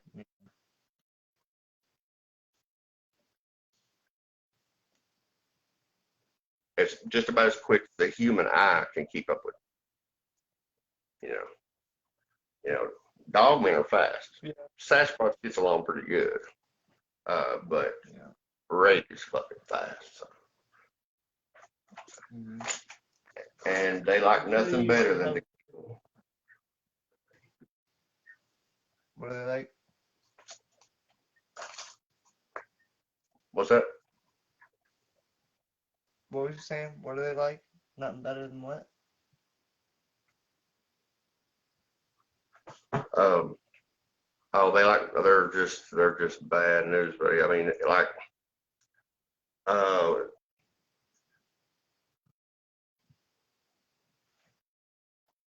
I've been around Sasquatch, seen up close 4 different times. Okay, and I got interviewed. If you go on to Sasquatch Chronicles, the radio show Sasquatch Chronicles, and you look up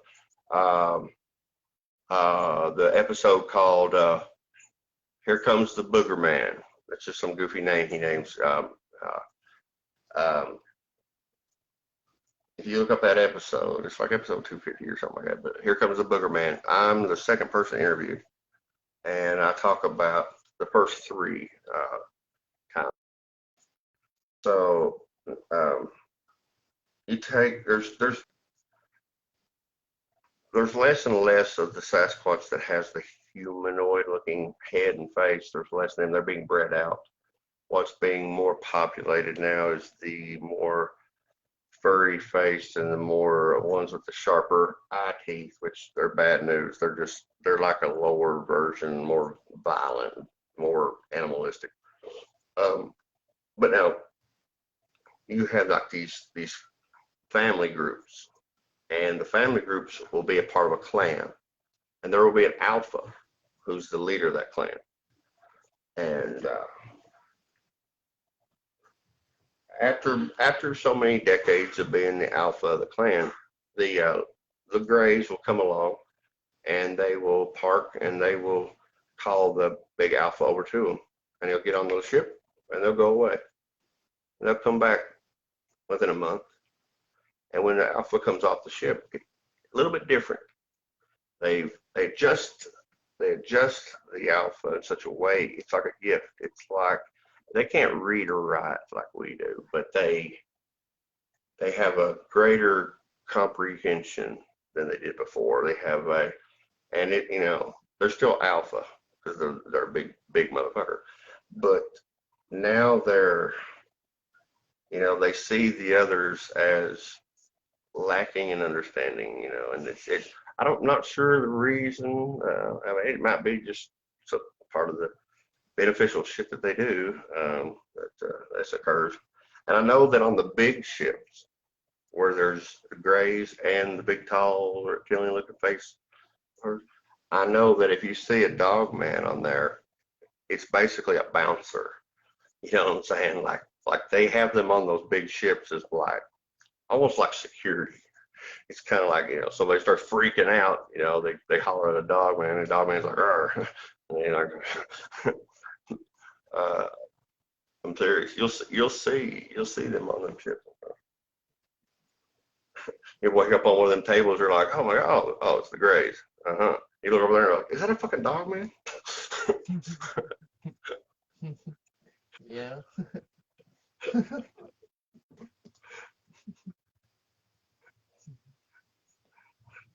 Hey, yeah, I'm sure you know a lot about like cryptids, right, and stuff, and you know, obviously extraterrestrial type stuff and technology. So, what would you think about us doing another podcast in the near future, and it can be centered around extraterrestrials, like cryptids, stuff like that, of that nature, also, and like that could be pretty awesome.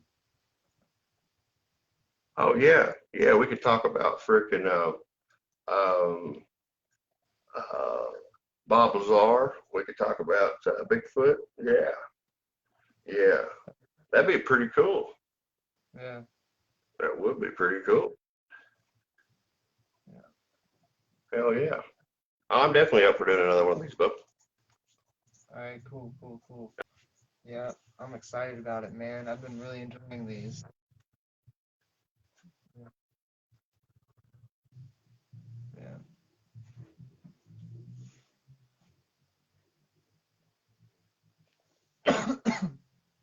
Oh, you're breaking up. Oh, thank you. I think it's right. No, no. That is strange. I'm not still that. Strange.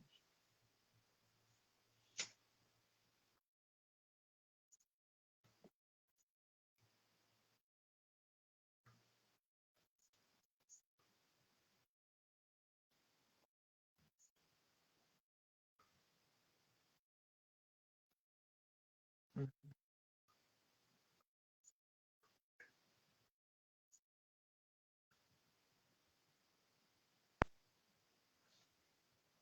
You're kind of breaking up. But you can link that in the group, yeah, so people can go and like it and stuff.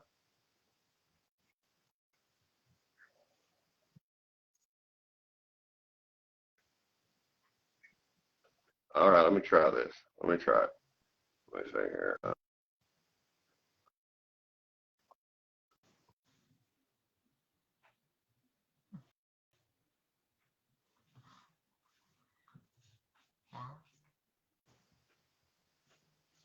That was rather interesting. Pretty awesome, man.